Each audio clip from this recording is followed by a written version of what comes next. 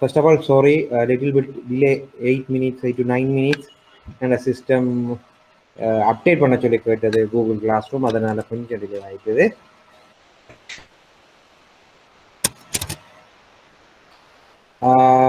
Last class நாங்க எதோட படிச்சு முடிச்சோமோ, ஹலோ, லாஸ்ட் கிளாஸ் எதோட படிச்சு முடிச்சோம்னு ஞாபகம் இருக்குதா யாருக்கு?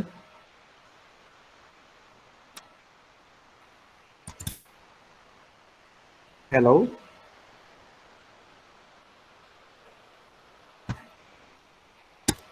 ஹலோ, லாஸ்ட் கிளாஸ் நாங்க எதோட படிச்சு முடிச்சோம்னு ஞாபகம் இருக்குதா?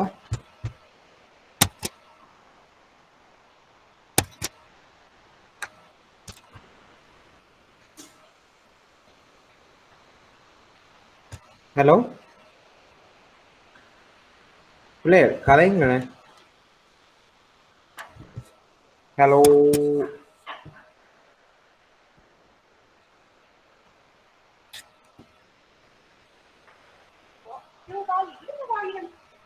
ஹலோ பிள்ளை கலைக்கிற விளங்குதா? Hello sir, Kavindra, I can hear you, sir. Presentation I also. can hear you and, yeah, presentation, sir. Now you can. Now it is minimized. Yeah, now it's working. Slide. Can you see the presentation slide? Yes. No, not yet, sir. Click on the presentation, sir. Yeah, now I'll open the presentation. All right, now it's okay, sir. Now it's okay. Class now it's 3. Now okay, no? Okay. There. Yes. Yeah. Now you can start the one, sir. Thank you, sir. Okay. Hello. Play. Last class நான் என்ன start பண்ணின படிச்சிப்பீங்க ஞாபகம் இருக்குதா? எதோட விட்டேன்னு சொல்லி பேபேக் period பார்க்கறாங்க sir. பேபேக் period பார்த்து முடிச்சிங்க. NTV start பண்ணிட்டு அரவாசி ஆட்டோமேட்டிக் ஏஆர்எம் பார்த்துட்டோமேடா. ஆமா.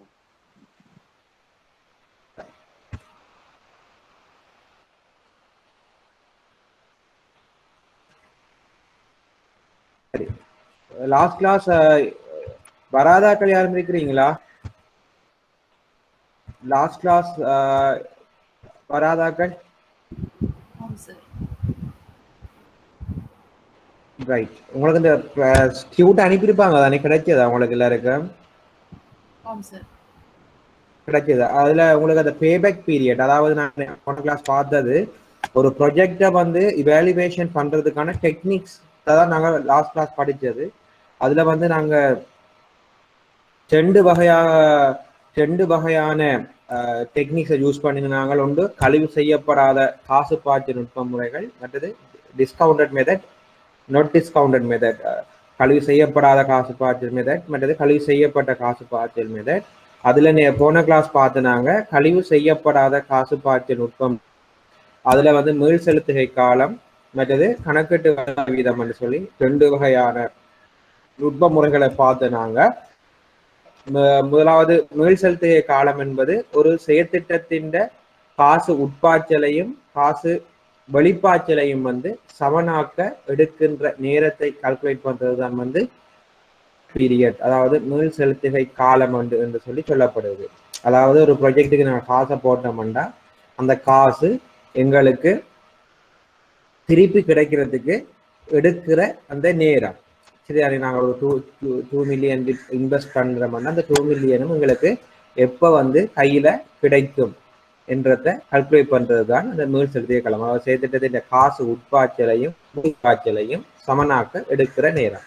அப்போ ஒரு ப்ரொஜெக்ட்ல இன்வெஸ்ட் பண்ணீங்கன்னு சொன்னா அந்த இன்வெஸ்ட்மெண்ட் வந்து எங்களுக்கு வந்து ஒரு வெளிப்பாய்ச்சலாக இருக்க போகுது.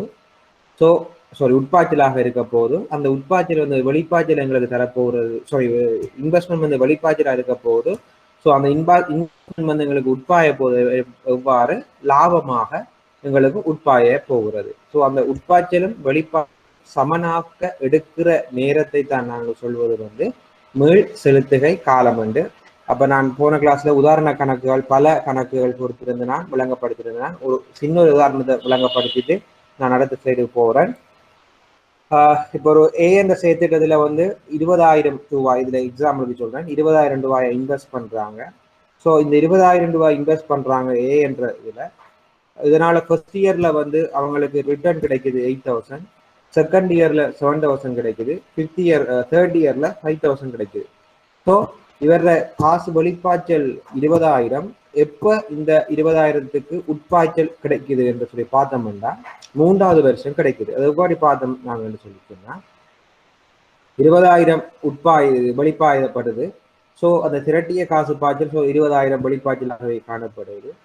இது ஃபர்ஸ்ட் இயர் வந்து எங்களுக்கு 8,000 ரூபாய் ரிட்டர்ன் கிடைக்குது, ஒரு ப்ராஃபிட் வந்து கிடைக்குது. ஸோ கிடைக்க வேண்டி இருக்கிற காசு 12,000. ஸோ 20,000த்துல இருந்து 8,000 நாங்கள் கழிச்சோம்னு சொன்னோம், எங்களுக்கு 12,000 மைனஸ்ல கிடைக்கும்.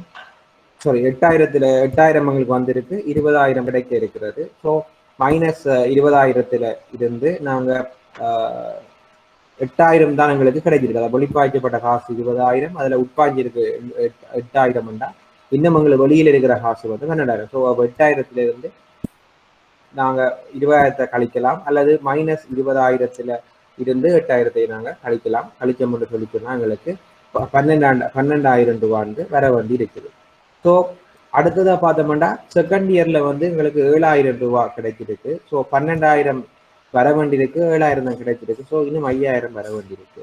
தேர்ட் இயர்ல பார்த்தீங்கன்னா 5,000 வந்துட்டு. ஸோ திரட்டிய காசு பார்த்தோம்னா வர வேண்டிய காசு 5,000, வந்த காசு 5,000. ஸோ எங்களுக்கு 0 ஆகுது தேர்ட் இயர்ல. ஸோ இங்க பார்த்தோம்னா காசு உட்பாய்ச்சலும் வெளிப்பாய்ச்சலும் வந்து சமனாக இருக்கிற நேரம் வந்து தேர்ட் இயர்ல வந்து உட்பாய்ச்சலும் வெளிப்பாய்ச்சலும் சமனாகப்படுகிறது. அப்ப சேர்த்திட்டத்தின் ஆரம்ப காசு முதலீட்டினை பெற எடுக்கின்ற நேரமாக இந்த மீள் செலுத்துகை காலம் காணப்படுகிறது.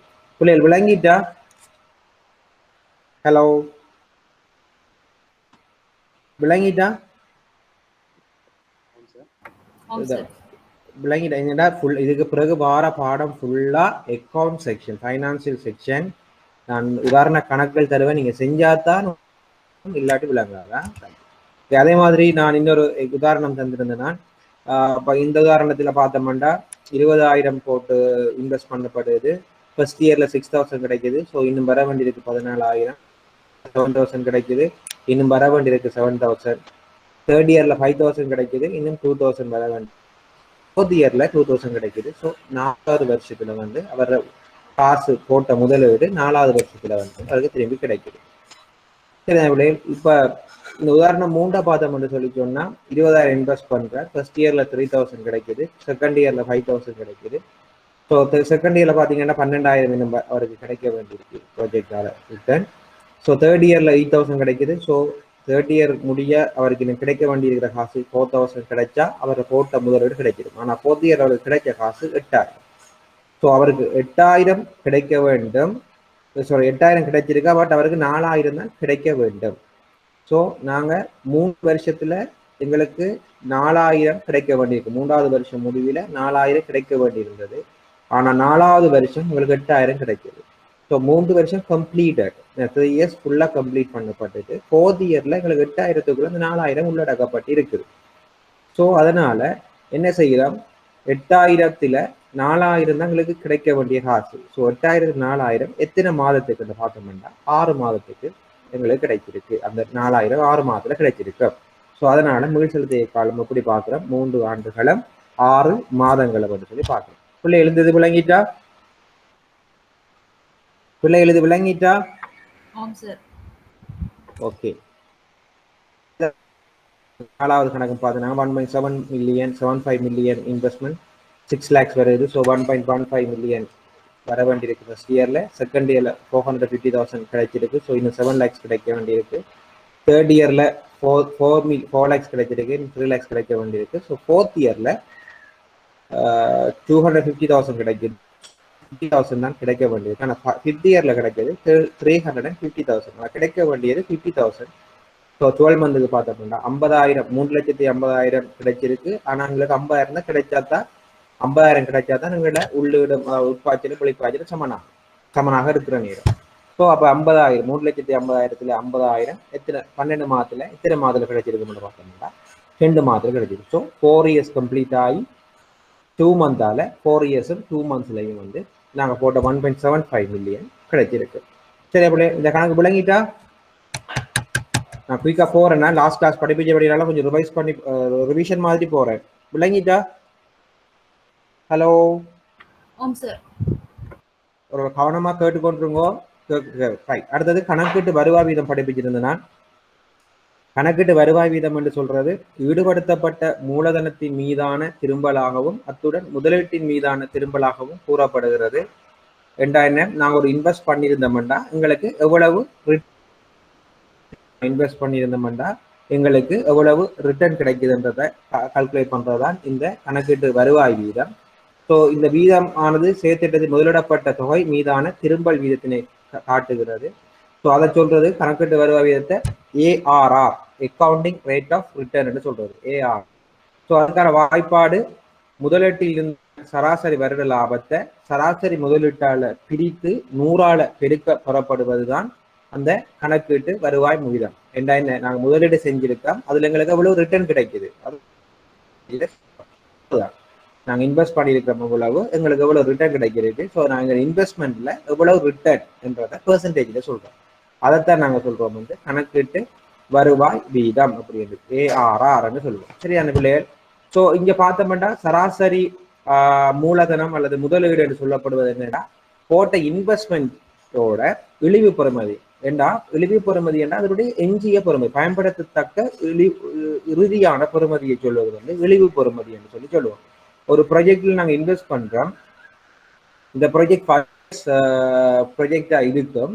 பட் ஒவ்வொரு நாங்கள் போட்ட இன்வெஸ்ட்மெண்ட்ல 5th இயர்ல வந்து இந்த ஒரு ப்ராஜெக்ட் எவ்வளவுக்கு இழிவு பொருள் குறைந்து இருக்கும் என்றதை நாங்க எஸ்டிமேட் பண்றது. சரியான பிள்ளை? இப்ப சொல்லுவோம், ஒரு பைக் கொண்டு வாங்குறீங்க, 1 லட்சம் ரூபாய் பெறுமதியான பைக் கொண்டு வாங்குறீங்க, அதுல பாவனை காலம் 5 இயர்ஸ் என்று சொல்றீங்க.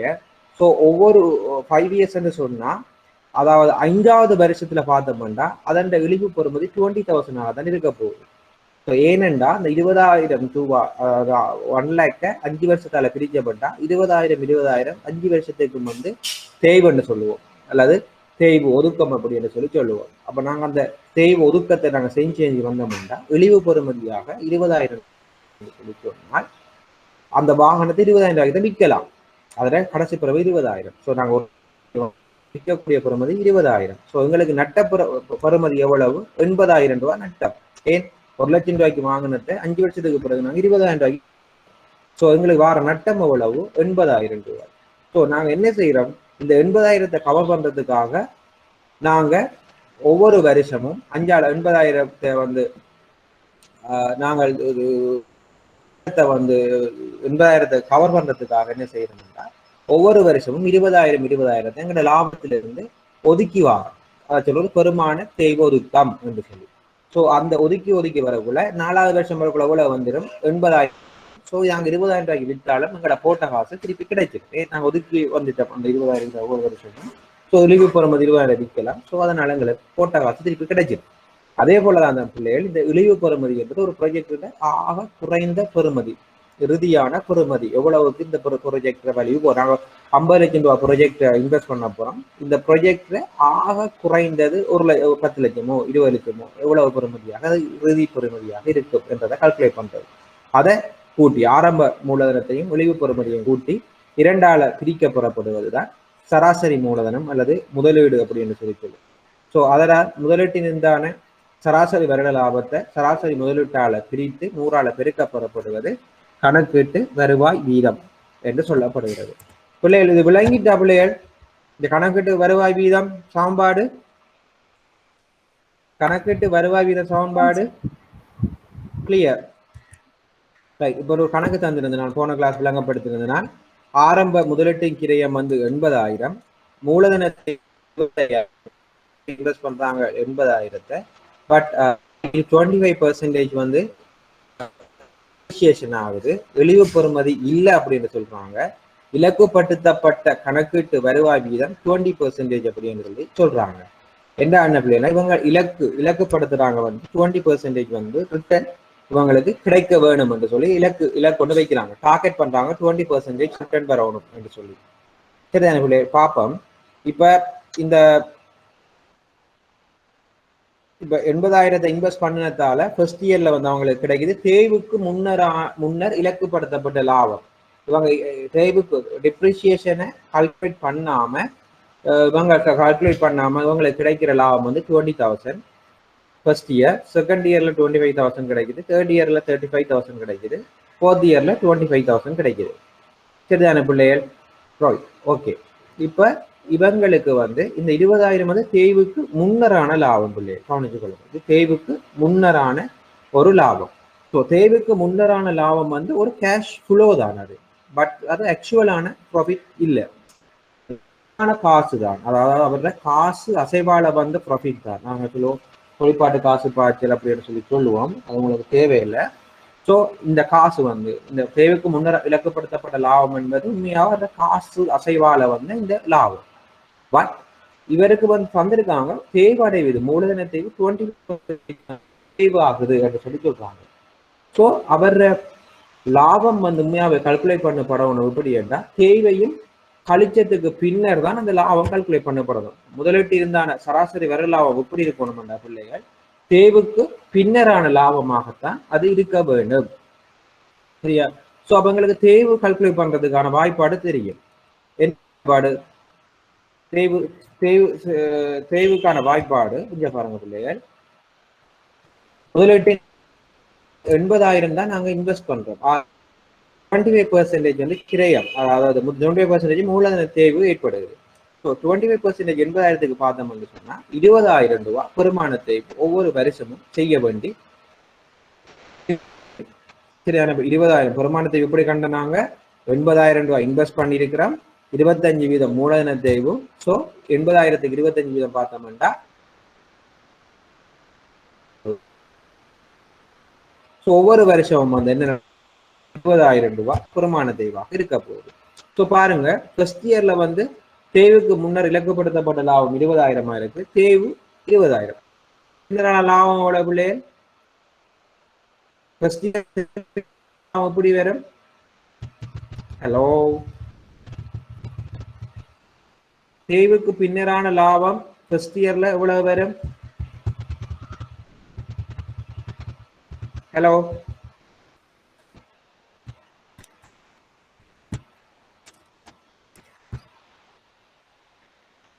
Zero, sir. Sorry? Hello? Zero. Zero, very good. Zero, okay. தேவைக்கு பின்னர் அளவும் 0. அதுக்கப்புறம் செகண்ட் இயர்ல பார்த்தோம்னா 20,000 வந்து தேய்வா இருக்குது. ஸோ 5,000 தேவைக்கு பின்னர் லாபம். 35,000 தேர்ட் இயர்ல இருக்கு. 20,000 தேய்வு, 15,000 தேவைக்கு பின்னர் லாபம். இயர்ல பார்த்தோம்னா 25,000, அதுலயும் வந்து 20,000 தேய்வு. ஸோ 5,000 வந்து போகிறது.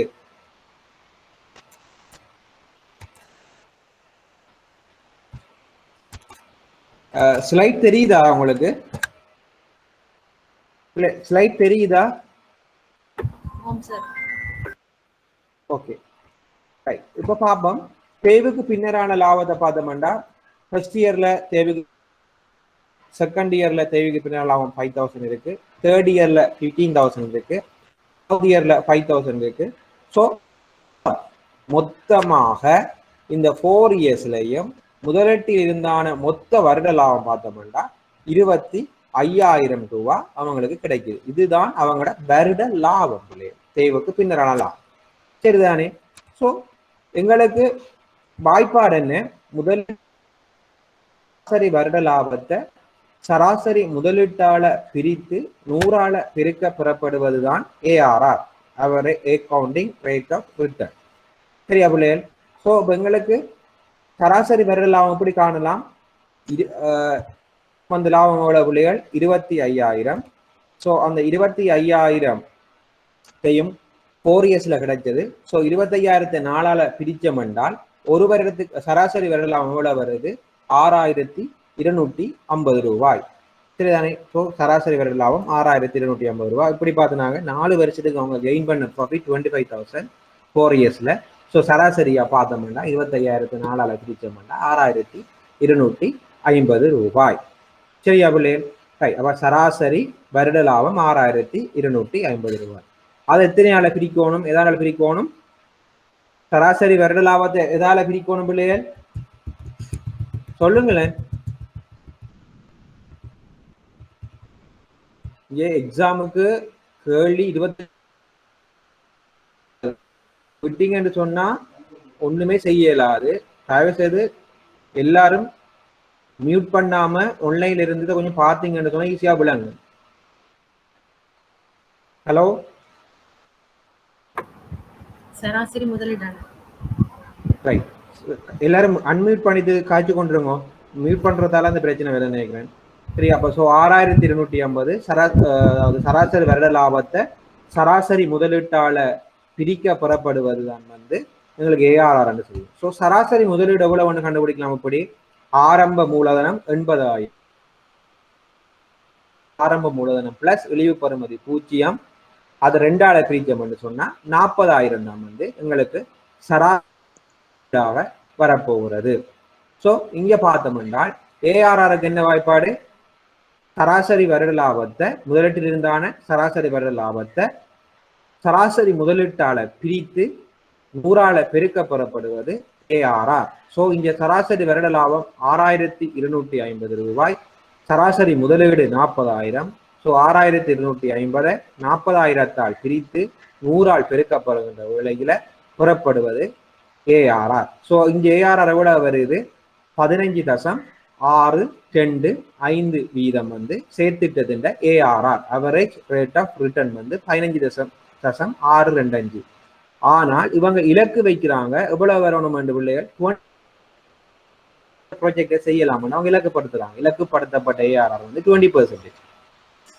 பட் இவங்களோட செயற்திட்டத்தின்படி இவங்களுக்கு செயற்திட்டத்தின்படி எஸ்டிமேட் பண்றாங்க வருது ஏஆர்ஆர் 1625.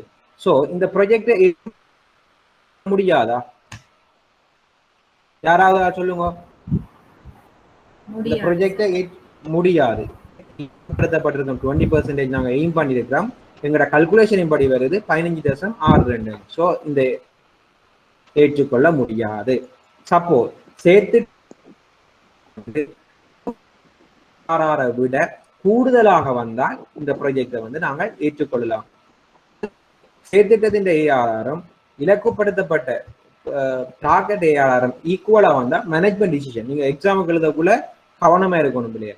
சேர்த்திட்டத்தின் ஏஆர்ஆரும் இலக்குப்படுத்தப்பட்ட ஏஆர்ஆரும் கம்பைன் பண்ணி உங்களோட டிசிஷன் மேக் பண்ண சொன்னால் நீங்க 3 டிசிஷன் எடுக்கணும். ஒன்று, சேர்த்திட்டத்தின் நாங்க கல்குலேட் பண்ணி வர ஏஆர்ஆர் அவங்களால இலக்குப்படுத்தப்பட்ட ஏஆர்ஆரை விட அதிகமாக இருந்தால் அந்த ப்ராஜெக்டை ஏற்றுக்கொள்ளலாம். சேர்த்திட்டத்தின் ஏஆர்ஆர் இலக்குப்படுத்தப்பட்ட ஏஆர்ஆரை விட குறைவாக இருந்தால் அந்த ப்ராஜெக்டை ரிஜெக்ட் பண்ணலாம், நிராகரிக்கலாம். சேர்த்திட்டத்தின் ஏஆர்ஆரும் இலக்குப்படுத்தப்பட்ட ஏஆர்ஆரும் சமனாக இருந்தால் முகாமை தீர்மானத்தை மேற்கொள்ளலாம். முகாமை டிசிஷன் எடுக்கலாம், செய்கிறதா இல்லையா என்று. சரியா பிள்ளை? டிசிஷன் மேக்கிங் ரோல் விளங்கிட்டா? Hello, right, okay. அதுக்கு பிறகு நான் ஒரு கணக்கு கொடுத்திருந்தேன், நான் அந்த கணக்கும் செய்திருக்கிறாங்க. சரிதானே? ரைட். இப்ப பாப்போம் கழிவு செய்யப்பட்ட காசு பாய்ச்ச நுட்ப முறைகள். சரியா? அப்போ இவ்வளவு நேரம் பார்த்தது கழிவு செய்யப்படாத காசு பாய்ச்சல் நுட்ப முறைகளை பற்றி தான் நாங்க போன கிளாஸ்ல இருந்து இன்றைக்கு கொஞ்சம் பார்த்துருக்கோம். சரியா? ஸோ இங்க பாத்தீங்கன்னா கழிவு செய்யப்படாத காசு பாய்ச்சல் நுட்ப முறைகள்ல ஒன்று மீள் செலுத்திய காலம் பார்த்துட்டோம், கணக்கிட்டு வருவாயும் பார்த்துட்டோம். இப்ப பார்க்க போறது கழிவு செய்யப்பட்ட காசு பாய்ச்சல் நுட்ப முறைகள். கழிவு செய்யப்பட்ட காசு பாய்ச்சல்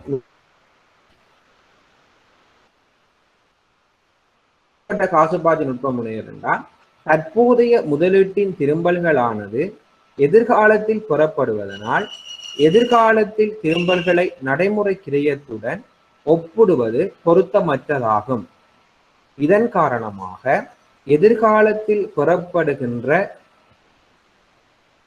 வருவாய்க்கான இச்சை பெறுமதியானது குறைவாக இருக்கும்.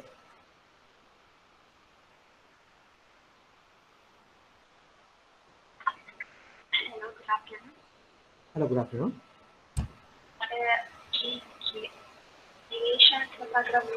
Grishan, yeah.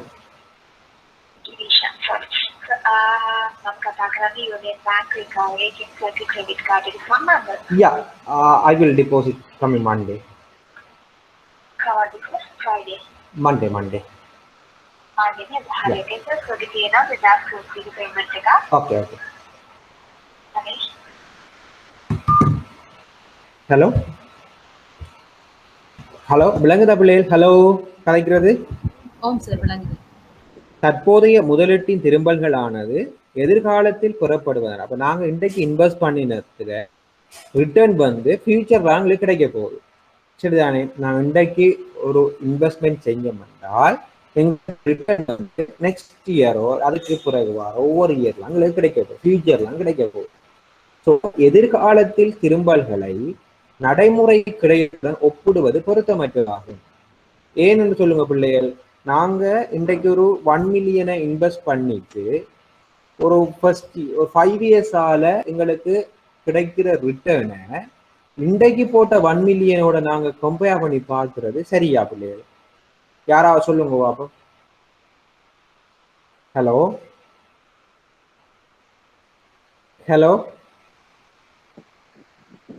நான் இன்றைக்கு நாங்க ஒரு இன்வெஸ்ட் பண்றத ஒரு 4 இயர்ஸ் 5 இயர்ஸால கிடைக்கிற ரிட்டர்ன்ஸோட கம்பேர் பண்ணி பார்க்கறது சரியா? ஆக்சுவல் வேல்யூவோட, அதாவது எதிர்காலத்தில் எங்களுக்கு கிடைக்கிற வேல்யூவையும் இன்றைய வேல்யூவையும் கம்பேர் பண்ணி பார்க்கறது சரியா? நடைமுறைக்கிறையதோ இல்லை. ஏனென்றா இன்ஃப்ளேஷன், அதாவது என்ன நடக்க போதோ பணத்தின் பெறுமதி வந்து குறைவடைவதற்கான வாய்ப்பு இருக்கு. நாங்கள் இன்றைக்கு 1 மில்லியன் இன்வெஸ்ட் பண்ணினோம் என்றால் 5 இயர்ஸுக்கு பிறகு இந்தியா 1 மில்லியனுக்கு 5 இயர்ஸுக்கு பிறகு அதே 1 மில்லியன் இருக்காது இல்லையா? அதே போல இன்வெஸ்ட் பண்றோம், 2 இயர்ஸுக்கு பிறகு எங்களுக்கு 1 மில்லியன் வந்து ஒரு 1 லேக் ரிட்டர்னை தருது என்று வச்சு கொண்டாலும், நாங்கள் இன்றைக்கு 1 மில்லியன் இன்வெஸ்ட் பண்றோம், 2 இயர்ஸால எங்களுக்கு 1 லேக் ரிட்டர்ன் கிடைக்குதுன்றா 2 இயர்ஸுக்கு பிறகு கிடைக்கிற 1 லேக் இன்றைய 1 லேக்குக்கு சமனாக இருக்குமா? ஒரு கேள்விக்குறி. ஏன்? பணத்தின் பெறுமதியில வீழ்ச்சி போக்கு காணப்படும். சோ அதைத்தான் நீங்க சொல்றாங்க என்னென்றால், தற்போதைய முதலீட்டின் திரும்பல்கள் ஆனது எதிர்காலத்தில் புறப்படுவதனால் எதிர்காலத்தில் திரும்பல் ஒப்பிடுவது பொருத்தமற்றதாகும். இதன் காரணமாக எதிர்காலத்தில் புறப்படுகின்ற வருவாய்க்கான இன்றைய பெறுமதியானது குறைவானதாக இருக்கும். சரியா? எதிர்காலத்துல புறப்படுகிற எதிர்காலத்துல கிடைக்குதுன்னா அதன் பெறுமதி வந்து சில நேரம் குறைவானதாக இருக்கும். சரிதானே? யோசிச்சு பாருங்க. நாங்கள் இன்றைக்கு 10 ரூபாய்க்கு ஒரு பொருளை வாங்குறோம் என்றால் அதே 10 ரூபாய் பெறுமதியான ஒரு பொருளை ஒரு 2 வருஷத்துக்கு பிறகு எவ்வளவு கொடுத்து வாங்க போறோம்? 20 ரூபாயோ 30 ரூபாய் கொடுத்து வாங்க போறோம். ஸோ அந்த 3 வருஷத்துக்கு பிறகு வாங்குற அந்த 30 ரூபாயில இன்றைய பெறுமதி எவ்வளவா இருந்திருக்கு? உதாரணத்துக்கு சொல்றேன், 10 ரூபாய். சரி, யோசிச்சு பாருங்க. நாம ஏற்கனவே வாங்கின ஒரு பொருளை இன்றைக்கு நாங்க விலை கூட கொடுத்து வாங்குறோம். ஸோ ஒரு 10 ரூபாய் பெண் ஒன்றை வாங்குறோம்னு வச்சு கொள்ளுங்களேன். 2 வருஷத்துக்கு பிறகு அதே 10 ரூபாய் பெண்ணை 30 ரூபாய் கொடுத்து வாங்குறோம்டா 10 ரூபாயில பெறுமதி என்ன? இப்ப வீழ்ச்சி அடைஞ்சிட்டு தானே. இன்றைக்கு நாங்க ஒரு 10 ரூபாய் கொடுத்து ஒரு பெண் வாங்குறோம். 2 வருஷத்துக்கு பிறகு அதே பெண்ணை 30 ரூபாய் கொடுத்து வாங்குறோம்.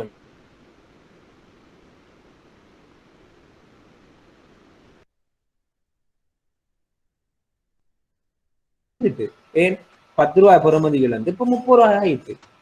ஸோ அதைத்தான் சொல்லுங்க. ஸோ இதன் காரணமாக எதிர்காலத்தில் பெறப்படுகின்ற வருவாய்க்கான இன்றைய பெறுமதியானது குறைவானதாக இருக்கும். அதாவது தற்போதைய ரூபாவின் பெறுமதியானது எதிர்காலத்தில் பெறுமதி காணப்படும் என்று சொல்லப்படுகிறது. ரூபாய் எதிர்கால பெறுமதி விட இன்றைய பெறுமதி உயர்வாக இருக்கும். எதிர்காலத்துல வந்து பெறுமதி தேய்வடைந்து காணப்படும்.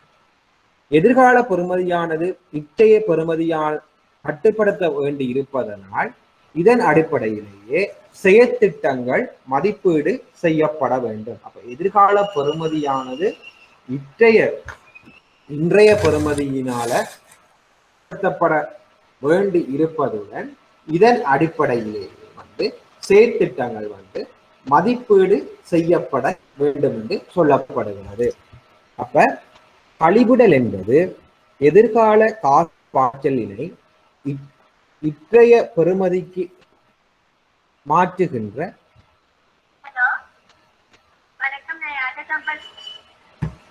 கழிவிடல் என்பது எதிர்கால காசு பாய்ச்சலினை பெறுமதிக்கு மாற்றுகின்ற செயல்முறையை இது குறிப்பிடுகிறது. முதலீட்டின் கிரயமானது இந்நோக்கத்திற்காகவே பயன்படுத்தப்படுகின்றது. அப்ப கழிவிடல் என்றது என்னென்றா பிள்ளைகள், காசு எதிர்காலத்துல கிடைக்கிற காசு பாய்ச்சலினை இன்றைய பெறுமதிக்கு மாற்றுகின்ற ஒரு செயல்முறை, இன்றைய பெறுமதிக்கு மாற்றுகின்ற ஒரு செயல்முறையை நாங்கள் சொல்றோம். இந்த கழிவு செய்யப்பட்ட காசு பாய்ச்சல் நுட்ப முறை என்றோம். ஸோ இந்த கழிவு செய்யப்பட்ட பண்றதுக்காக முதலீட்டின் கிரயமானது பயன்படுத்தப்படுகிறது. முதலீட்டின் கிரயம் என்றால் என்னன்னு சொல்லி பார்ப்போம். இல்லை, கழிவு செய்யப்பட்ட காசு பாய்ச்சல் நுட்ப முறைகள் விளங்கிட்டா? ஹலோ, கழிவு செய்யப்பட்ட காசு பாய்ச்சல் நுட்ப முறைகள் விளங்கிட்டா என்றால் என்னன்னு சொல்லி? ஹலோ,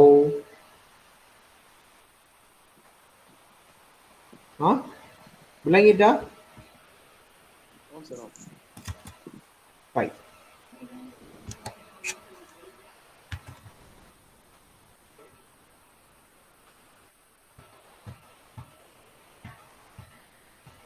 இப்ப முதலீட்டின் கிரயம் என்னன்னு சொல்லி பார்ப்போம். முதலீட்டின் கிரயம் என்றால் என்ன? ஒரு செயற்திட்டத்தின் ஒரு தொகை பணத்தினை முதலீடு செய்வதனால் விட்டு கொடுக்கப்பட வேண்டிய வருவாய் வீதம் அல்லது அச்செயற்திட்டத்திற்காக முதலீடு பெறப்படுகின்ற போது உருவாக்கப்படுகின்ற கிரயம் முதலீட்டின் கிரயம் என்று அழைக்கப்படுகிறது. விளங்கிக் கொள்ளுங்கள். ஒரு செயற்திட்டத்தின் ஒரு தொகை பணத்தினை முதலீடு செய்வதனால் விட்டு கொடுக்கப்பட வேண்டிய வருவாய் வீதம். இப்ப உங்கள்ட்ட இன்வெஸ்ட்மெண்ட்டுக்கு கேஷ் இருக்கு, நீங்க பிக்ஸ்ட் டிபாசிட்ல போடவும் அல்லது ஒரு கார்மெண்ட் ஃபேக்டரியோ அல்லது ஒரு ரைஸ் மில்லோ அல்லது பெரிய ஷாப்பிங் காம்ப்ளெக்ஸோ அல்லது பெரிய ஒரு அபார்ட்மெண்ட்டோ ஏதோ ஒன்றுல நீங்க இன்வெஸ்ட் பண்ண வேண்டியிருக்கு. உங்களுக்கு 2 ஆப்ஷன் இருக்கு. ஸோ பிக்ஸ்ட் டிபாசிட்ல போட்டா இதுல போட்டா 15% இன்ட்ரெஸ்ட் இருக்கு.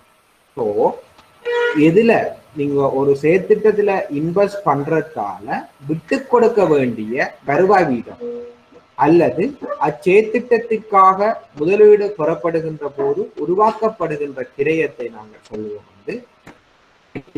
கிரயம் அப்படி என்று சொல்லுவோம். ஸோ முதலீட்டின் கிரயம் உதாரணம் போட்டிருக்கோம்.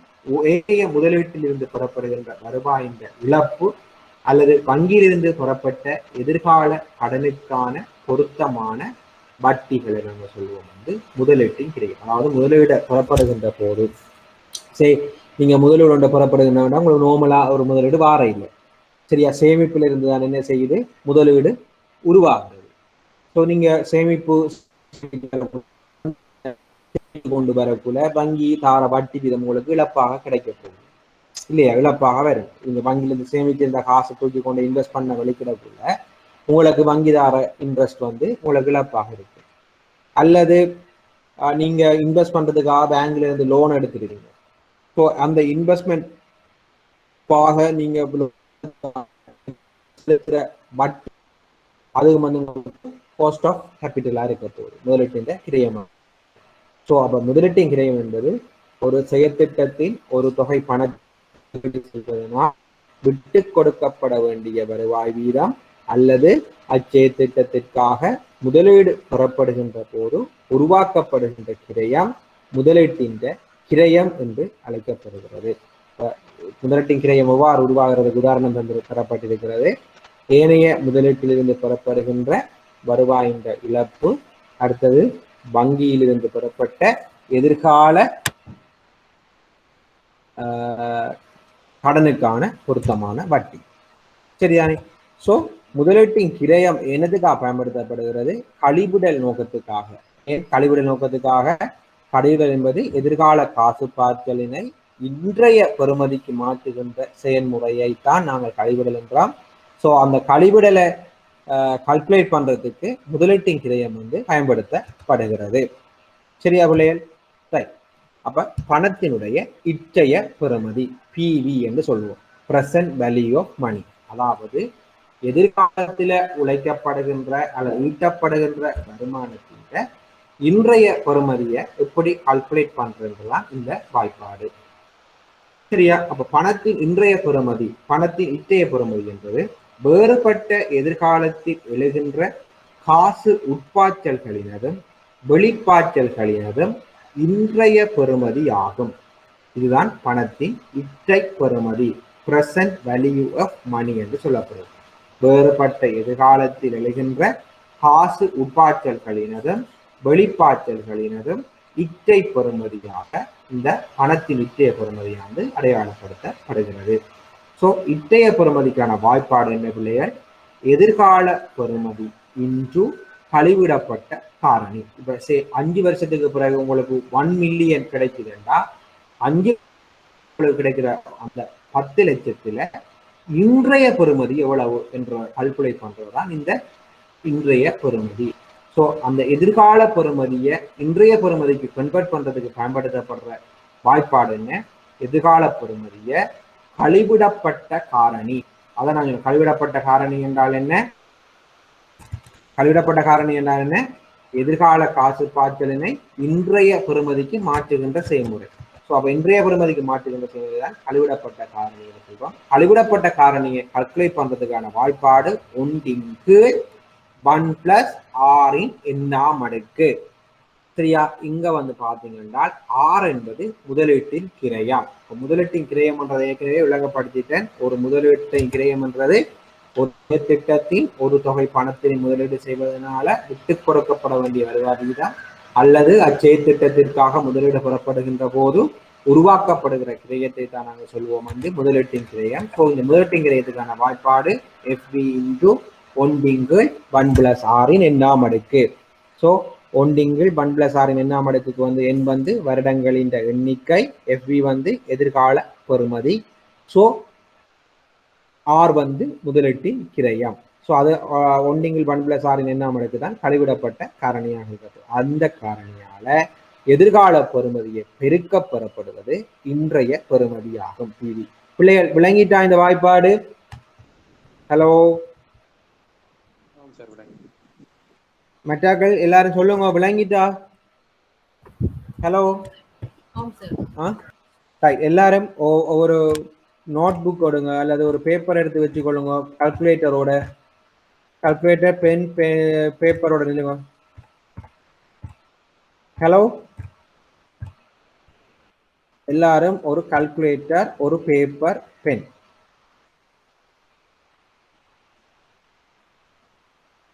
சரியா பிள்ளைகள்? என் ஒருத்தர் சத்தத்தை காண இல்லை.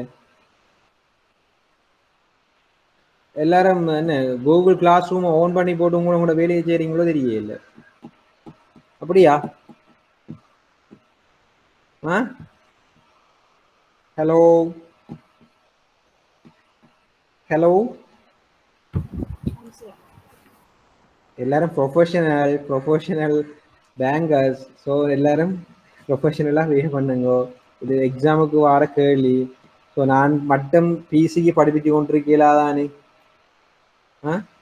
ஸோ நீங்களும் கோஆப்ரேட் பண்ணினா தான் இது எஃபெக்டிவான கிளாஸாக இருக்கும். இல்லாட்டி பிரயோசனமே இல்லாமல் போயிடும். சும்மா நான் கதைக்கிறத நீங்கள் கேட்டுக்கொண்டிருக்கிறதால எந்த பிரயோசனமும் இல்லை. நீங்கள் நான் செய்கிற கணக்குகளை செய்யாதான் உங்களுக்கும் ஐடியாக்கள் வேறு. பேப்பரை தூக்கக்குள்ள ஒன்றுமே விளங்காமல் இருக்கும். சரியா பிள்ளைய? ரைட். இங்க பாருங்க, ஒரு உதாரணம் கணக்கு தந்திருக்கிறேன். AX கம்பெனியின் செயற்திட்டம் X தொடர்பான காசு பாய்ச்சல்கள் பின்வருமாறு காட்டப்படுகிறது. சரியா பிள்ளைகள்? இங்க பாருங்க, காசு பாய்ச்சல் என்பது காசு பாயிறது, காசு மட்டும். சரியா? இங்க தேய்வோ அல்லது காசு அல்லாத, காசை மூவ் பண்ணாதபடி இன்க்ளூட் பண்ணப்படாது.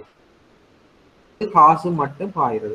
ஸோ பார்த்தீங்கன்னா 2000 rupees இன்வெஸ்ட், அது 2 million. சரியா, நான் 3 சைபரை தட்டி போட்டு 2000 ஈஸியாக விளங்குறதுக்காண்டி போட்டிருக்கிறேன்னா சரியா 2 million. ஸோ 0 year அதாவது 2 million வந்து இன்வெஸ்ட் பண்றாங்க. ஃபர்ஸ்ட் இயர்ல 4 lakhs இன்வெஸ்ட்மெண்ட் ரிட்டர்ன் கிடைக்குது. செகண்ட் இயர்ல 6 lakhs கிடைக்குது. தேர்ட் இயர்ல 7 lakhs கிடைக்குது. ஃபோர்த் இயர்ல 8 lakhs கிடைக்குது. சரியா விளைய? ஸோ இங்க பார்த்தோம்னா 17 4வது வருஷம் 25 என்ன 2.5 million வந்து அவங்களுக்கு ரிட்டர்ன் கிடைச்சிடும் ஃபோர்த் இயர்ல. ஸோ இப்போ நீங்க இப்படி நீங்க ஒரு இந்த ப்ராஜெக்ட் இந்த டெக்னிக்ஸ் தெரியாத ஒரு ஆளா இருந்திருந்தால் இதை பார்த்துட்டு இந்த ப்ராஜெக்ட் எஸ்டிமேட் பண்ணியிருக்கிறாங்க 2 million இன்வெஸ்ட் பண்ணினோம்னா ஃபோர்த் இயர்ல எங்களுக்கு 2.5 million கிடைச்சிடும். ஃபர்ஸ்ட் இயர்ல 6 lakhs கிடைக்குது. தேர்ட் இயர்ல 7 lakhs கிடைக்குது. ஃபோர்த் இயர்ல 8 lakhs கிடைக்குது. ஸோ ஃபோர்த் இயர்ல வந்து எங்களுக்கு நாங்கள் பேபேக் பீரியட் கால்குலேட் பண்ணி பார்த்தோம் வந்துன்னா எங்களுக்கு ஆல்மோஸ்ட் 3 years பிறகு வர மந்த்ல அல்லது ஃபோர்த் இயர்ல எங்களுக்கு போட்ட இன்வெஸ்ட்மெண்ட் ஃபுல்லா கிடைக்குது இல்லையா? ஸோ இது வந்து மேலோட்டமா பார்க்கல எங்களுக்கு தெரியுது. ஆனால் இன்றைய பெறுமதி இப்ப 4 வருஷத்துக்கு பிறகு 8 லட்சம் ரூபாயின் இன்றைய பெறுமதி எவ்வளவா இருக்கும்னு எங்களுக்கு தெரியாது. கால்குலேட் பண்ணுவோம். தேர்ட் இயர்ல 7 லட்சம் ரூபாய் கிடைக்குது. ஸோ அதுன்ற இன்றைய பெறுமதி எவ்வளவு இருக்குன்றதை கால்குலேட் பண்ணுவோம். செகண்ட் இயர்ல 6 லட்சம் ரூபாய் கிடைக்குது. அதுன்ற இன்றைய பெறுமதி எவ்வளவு வந்து கிடைக்கும் கால்குலேட் பண்ணுவாங்க. தேர்ட் இயர்ல ஃபர்ஸ்ட் இயர்ல 4 lakhs கிடைக்குது. ஸோ இன்றைக்கு அதோட பெறுமதி எவ்வளவுன்றதை கண்டுபிடிக்கும். ஸோ அவங்க தந்திருக்கிறாங்க முதலீட்டின் கிரயம் ஏண்டா இவங்க இந்த இன்வெஸ்ட் பண்றதுக்காக ஏற்பட்ட கிரயம் போஸ்ட் அல்லது அவங்க வேறொரு இன்வெஸ்ட் பண்ணியிருந்தாங்கன்னா அவங்களுக்கு அதுல கிடைக்கிற ரிட்டர்ன் அது வந்து 10% சொல்றாங்க. 2 million இதுல இன்வெஸ்ட் பண்றதால அவங்களுக்கு ஏற்பட்ட செலவு வந்து 10% என்று சொல்லி சொல்றாங்க. அதான் முதலீட்டின் கிரயம். விளங்கப்படுத்திக்கணும். ஸோ இந்த 10% வந்து எங்கட முதலீட்டின் கிரயம். அதாவது இந்த ஈக்குவேஷன்ல பார்த்தோம்னா ஆறுண்ட பெறுமதி வந்து 10%.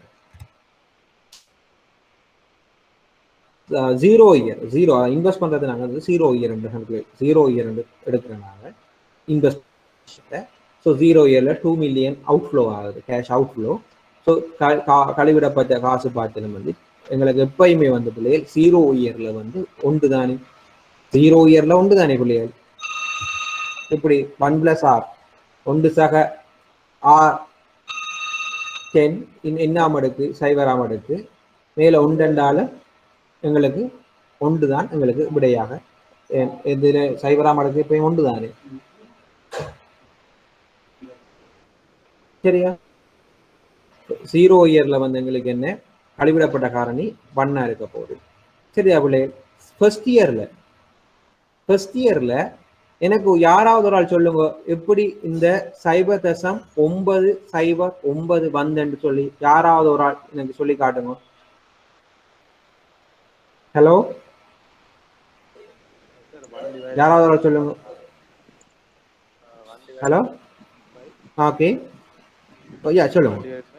1+r என்ன மடக்கு வந்து முதலாம் r வந்து எஸ் எப்படி வரும் வாய்ப்பாடு இங்க பாருங்க. 1+r எண்ணாம் அடுக்கு 1+r எண்ணாம் அடுக்குன்றது r வந்து என்ன 10%. இங்க போடக்கூடாத பிள்ளைகள் r பதிலாக 10% போடணும் அல்லது 0.1 r பதிலாக வந்து நீங்க போட வேண்டியது 0.1 எண்ணுக்கு பதிலாக போட வேண்டியது 1. சரி, அப்ப 1 1+r 0.1 எண்ணாம் அடுக்கு 1. ஸோ 1 1+1 முதலாம் அடுக்கு எவ்வளவு 0.909. இதுதான் முதலாவது ஆண்டுக்கான கழிவிடப்பட்ட காரணியாக இருக்க போகுது. 1 1+r எண்ணாம் அடுக்கு. ஸோ நாங்க 1 டிவைடட் பை 1+r ஆருக்கு பதிலாக 0.1 போட வேணுமே. நாங்க 10% தசமதானத்துக்கு மாத்திரம் 10% மட்டும் போடுற இல்லை இந்த ஈக்குவேஷன்ல 10% நாங்க போடுற இல்லை 10% தசமதானத்துக்கு மாத்தினோம்னா தசமதானத்துக்கு மாத்தினோம்னா 0.9 10 என்று பேர் இல்லையா? 10 100ஆல பிரித்தவண்டா 0.1 என்று பேர். ஸோ 1 சக 0.1 எண்ணாம் அடுக்கு எவ்வளவு? 1. ஏன் என்னன்றது என்ன? வருடங்களின் எண்ணிக்கை 1. 6 என்பது முதலீட்டின் கிரயம். ஸோ 1 சக முதலீட்டின் கிரயம் 0.10 எண் வந்து முதலாம் அடுக்கு. ஸோ முதலாம் அடுக்கு பார்த்தோம்னா 0.909. சரியா பிள்ளைகள்? விளங்கிட்டா?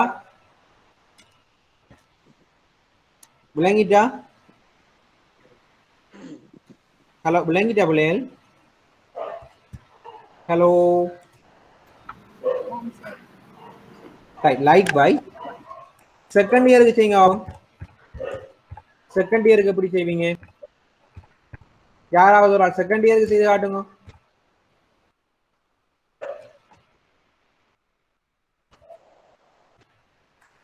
செகண்ட் இயருக்கு செய்து காட்டுங்க.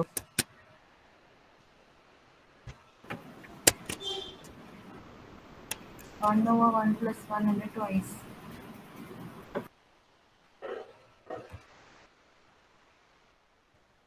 செகண்ட் இயர் என்ன ஆன்சர் சொல்லுங்க. செகண்ட் இயர் ஆன்சர் சொல்லுங்க. ஒண்டிங்கு 1 plus 0.826. ரைட். அப்ப ஒண்டிங்கு 1 plus 0.1 இரண்டாம் அடுக்கு 0.826. சரியா பிள்ளை? அப்படி நாங்கள் ஒவ்வொரு வருஷத்துக்கும் செய்து வந்தோம்னா இங்க இந்த ஈக்குவேஷனை பாருங்க பிள்ளைகள், விளங்குதா? ஃபர்ஸ்ட் இயருக்கு 0.909 கழிவிடப்பட்ட காரணி, செகண்ட் இயருக்கு 0.826, தேர்ட் இயருக்கு 0.751, ஃபோர்த் இயருக்கு 0.683. பிள்ளைகள் இந்த தேர்ட் இயரும் பார்ப்போம். சரியா வருதான்னு பார்ப்போம். தேர்ட் இயரும் ஃபோர்த் இயரும் செய்யுங்க பார்ப்போம். செய்றீங்களா? தேர்ட் இயர் 1 divided by 1.1 மூன்றாம் அடுக்கு, அதே போல 1 divided by 1.1 நான்காம் அடுக்கு.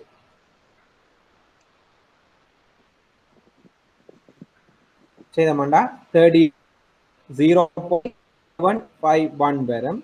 செகண்ட் இயர்ல வந்து ஃபோர்த் இயர்ல வந்து 0.683 வரும். ஸ்லைட் தெரியுதா?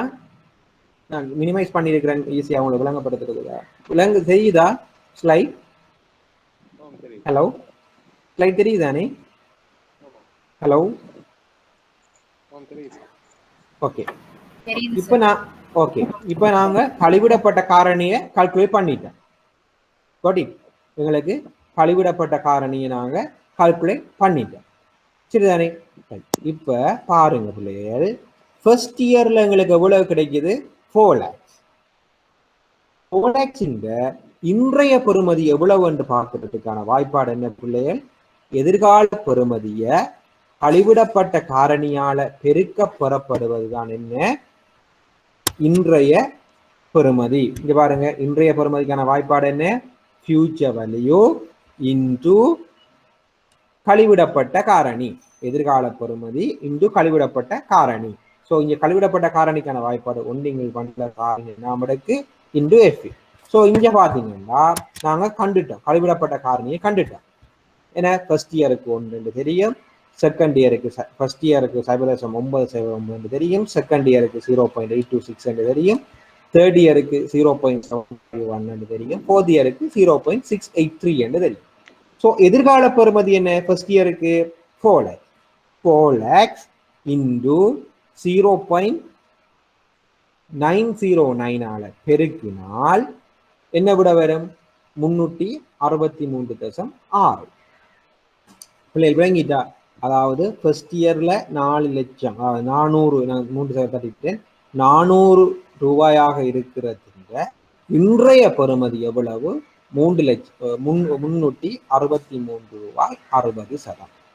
செகண்ட் இயர் எவ்வளவு? 6 லட்சம். அதாவது கழிவிடப்பட்ட காரணி செகண்ட் இயருக்கானது 0.826 பெருக்கிறோம்னா இன்றைய பெறுமதி 4,495.6. அதே போல மூன்றாவது வருஷம் 700 கிடைக்குது. இப்பாயுது அதன் இன்றைய பெறுமதி 525.7. அது எப்படி வந்தது? 700 இன்டு 0.751 பெருக்கப்படுகின்ற போது வருகின்ற விடை 525.7. அதுதான் இன்றைய பெறுமதி. அதே போல 8,800 பார்த்தோம்னா 4வது வருஷம் 0.683. அதன் இன்றைய பெறுமதி வந்து 546.4. பிள்ளைகள் இந்த கழிவிடப்பட்ட காசு பாய்ச்சல் கால்குலேட் பண்ணினது விளங்கிட்டா எல்லாருக்கும்? ஹலோ, எல்லாருக்கும் விளங்கிட்டா? ரைட்.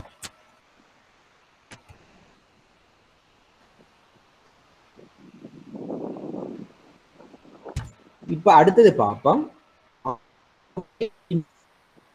அது இப்போ நாங்க பார்த்தது ஒவ்வொரு வருஷத்துக்கும் எவ்வளவு இன்றைய பெறுமதி வேறும் என்று சொல்லி பார்க்கிறாங்க. இது ஆண்டு தொகை மொத்தமாக எப்படி பார்க்கணும்னு சொல்லி பார்ப்போம். வருடாந்தம் சமனான காசு தொகையானது பெறப்படுமாயின் அது ஆண்டு தொகை என்று அழைக்கப்படுகிறது. அதாவது ஒவ்வொரு வருஷமும் இப்ப நாங்க போன கணக்குல பார்த்தோம், ஒவ்வொரு வருஷமும் வேற அமௌண்ட் கிடைக்குது. 400, 600, 700 வேறு வகையான காசு பாய்ச்சல் கிடைக்குது. ஆனா இங்க ஒவ்வொரு வருஷமும் சமனான காசு பாய்ச்சல், சமனான வருமானம் தான் கிடைக்குது தந்தால் அது ஈஸியா பிடிச்சிருந்து பார்ப்போம். சரியா? வருடாந்தம் சமனான பெறப்படுமாயின் அதனது ஆண்டு தொகையானது வருடாந்த சமனான காசு தொகையானது பெறப்படுமாயின் அது ஆண்டு தொகை என்று அழைக்கப்படுகிறது. ஆண்டு தொகையின் இன்றைய பெறுமதியானது பின்வருமாறு கணிப்பிட முடியும். சரியா? இன்றைய பெறுமதி வாய்ப்பாடு சி பிவி சமன் இன்றைய பெறுமதி சமன் சி ஆண்டு தொகையின் பெறுமதி விதின் பிராக்கெட் 1 மைனஸ் 1 + 6 எண்ணாமலுக்கு முழுவதை 6ஆல பெருக்க பெறப்படுவது வந்து ஆண்டு தொகையின் இன்றைய பெறுமதியாக இருக்கு. இல்லாட்டி நீங்க ஒவ்வொரு வருஷத்துக்கு செய்து கொண்டு வர வேண்டும். எப்படி செஞ்சாலும் விட சமனாக வரும். அதுல டைமை நீங்க வேஸ்ட் பண்ணாம இருக்கிறதுக்கு தான் இந்த ஆண்டு தொகையின் இன்றைய பெறுமதியை நாங்க கால்குலேட் பண்றோம். சரியா? ஒவ்வொரு வருஷமும் சமனான கேஷ் ஃப்ளோ வருதுன்னு சொல்லிட்டோம்னா நான் இதே மேட்டில் செய்தாலும் அதே விட தான் வரும். இந்த மேட்டில் செஞ்சாலும் அதே விட வரும். சமனான தொகையாக வந்தால் மாத்திரம். சரியா பிள்ளை? சரி. இப்ப பாருங்க, இப்ப இந்த கணக்கை பார்த்தோம்னா 1.5 மில்லியன் இன்வெஸ்ட் பண்றாங்க. ஃபர்ஸ்ட் இயர்ல இருந்து 5 இயர் வரைக்கும் 7 lakhs வந்து ரிட்டர்ன் கிடைக்குது. அப்படின்னா நாங்க ஒவ்வொரு வருஷமும் 7 lakhs கிடைச்சா 5 இயர்ஸ்ல 3.5 மில்லியன் வந்து ரிட்டர்ன் கிடைச்சிடும். என்ன 1.5 மில்லியன் இன்வெஸ்ட் பண்ணவங்களுக்கு 5 இயர் உடைய 3.5 மில்லியன் வந்து ரிட்டர்ன் கிடைச்சிடும். இது ஓவராலாக பார்க்கல விளங்கும். ஆனால் இது 3.5 இன்றைய பெறுமதி எவ்வளவு நாங்க கால்குலேட் பண்ணாங்க. சரி, அப்போ முதலீட்டு கிரைன்னு சொல்றாங்க வந்து 10% என்று சொல்லி சொல்றாங்க. ஸோ காசு பாய்ச்சல் இன்றைய பெறுமதியினை சரியா பிள்ளை? பாருங்க, நீங்க முதலே வாய்ப்பாட்டுல போட்டாலும் உங்களுக்கு வார விட இந்த 3.79 இருக்க வேண்டும். சரியா பிள்ளை? இந்த இருக்கிற வாய்ப்பாட்டுல நீங்க பிரதியீடு செய்தால் சரியா? அப்ப சிக்கு பதிலாக 700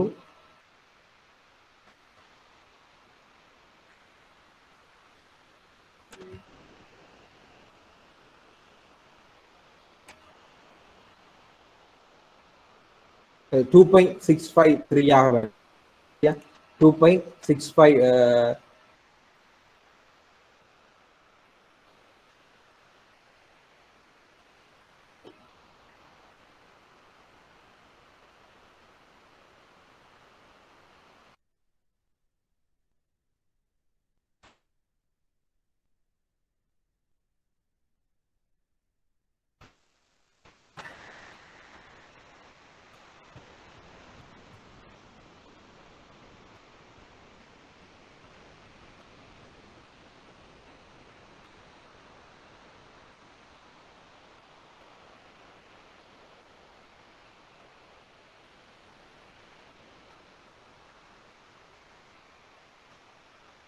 எஸ் 2651 ஆண்டு வரணும்.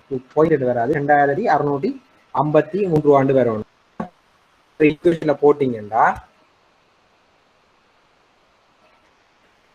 இந்த இருக்கிற இதுல போட்டீங்கன்னா இந்த இருக்கிற ஈக்குவேஷன்ல போட்டீங்கன்னு சொன்னீங்கன்னா உங்களுக்கு விட வந்து 2653 ஆண்டு வரணும். சரிதானே பிள்ளைகள்? அந்த விட வந்துச்சுன்னு சொன்னா உங்களுக்கு சரியாக இருக்கும் இந்த ஈக்குவேஷன்ல போட்டீங்கன்னு சொல்லி சொன்னா. அல்லது தனியே நீங்க செஞ்சீங்கன்னு சொன்னா இதுல வரும். இதுல வந்து 2.6 வராது.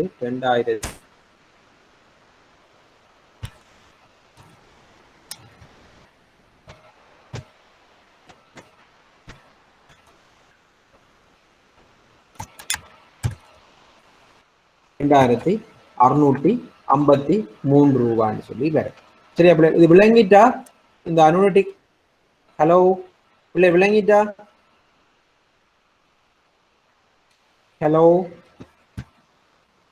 Hello sir. ஹலோ, விளங்கிட்டா சார்? இதில் சார் இந்த சிக்கு நாங்கள் ஆண்டு தொகை பெருமதி வந்து சார் ஆமாம். டோட்டல் 5 இயர்ஸ்ன்னு சொன்னால் அவரேஜ் போடுறதா இல்லாட்டி? இல்லை, நீங்க 700 5 எண்ணுக்கு பதில் 5 6க்கு பதிலாக 5.1 போட்டீங்கன்னா சரி. சரி சரி, ஓகே ஓகே. சரியா? 6க்கு பதிலாக 5.1 எண்ணுக்கு பதிலாக 5 இயர்ஸ் போட்டீங்கன்னா விட உங்களுக்கு வரும் அந்த எவ்வளவு வேண்டாம் 2653 வரும். அல்லது நீங்க எப்படி செய்யலாம்? நான் இந்த ஸ்லைட்ல காட்டுறேன், தனியே செய்யணும். சரியா? ஏன் இந்த காசு பாய்ச்சல் சமனாக வந்தபடினாலதான் அந்த ஈக்குவேஷனை பயன்படுத்துறோம். சமன் இல்லாட்டி நீங்க தனியே தான் காணணும். விளங்கிட்டா? காசு பாய்ச்சல் சமனாக வந்தா மட்டும்தான் அந்த ஈக்குவேஷன். பிள்ளைகள், காசு பாய்ச்சல் சமனா வரலாட்டி நீங்க தனியே தான் ஒவ்வொரு கழிவிடப்பட்ட காரணியை கண்டு பார்க்கலாம். சரியா? ஓகே. அடுத்தது பாருங்க, பணத்தின் தேறிய இற்றைய பெறுமதி. சரியா? அப்படி இதுதான் மிக முக்கியமான பணம். இப்ப நாங்க கழிவிடப்பட்ட காசு பாய்ச்சல் நுட்ப முறைகளில பணத்தின் இற்றைய பெறுமதி பார்த்துட்டோம். பிரசன்ட் வேல்யூ ஆஃப் மணி பார்த்துட்டோம். அடுத்து அனுமதி ஆண்டு பெறுமதி இற்றைய பெறுமதியும் பார்த்துட்டோம். இது வந்து நெட் என்று சொல்றது, பணத்தின் தேறிய இற்றைய பெறுமதியை பற்றி பார்க்க. சரி, அப்படி பணத்தில் இது கவனமா விளங்கி கொள்ளுங்க. இந்த பாடம் இது இந்த பிவியை விட நெட் என்பிவில கூட கேள்வி வருது. சரியா? கவனமா பார்த்துக்கணும். பணத்தின் தேறிய இற்றைய பெறுமதி, net present value of money, PV என்று சொல்றோம். சரியானே?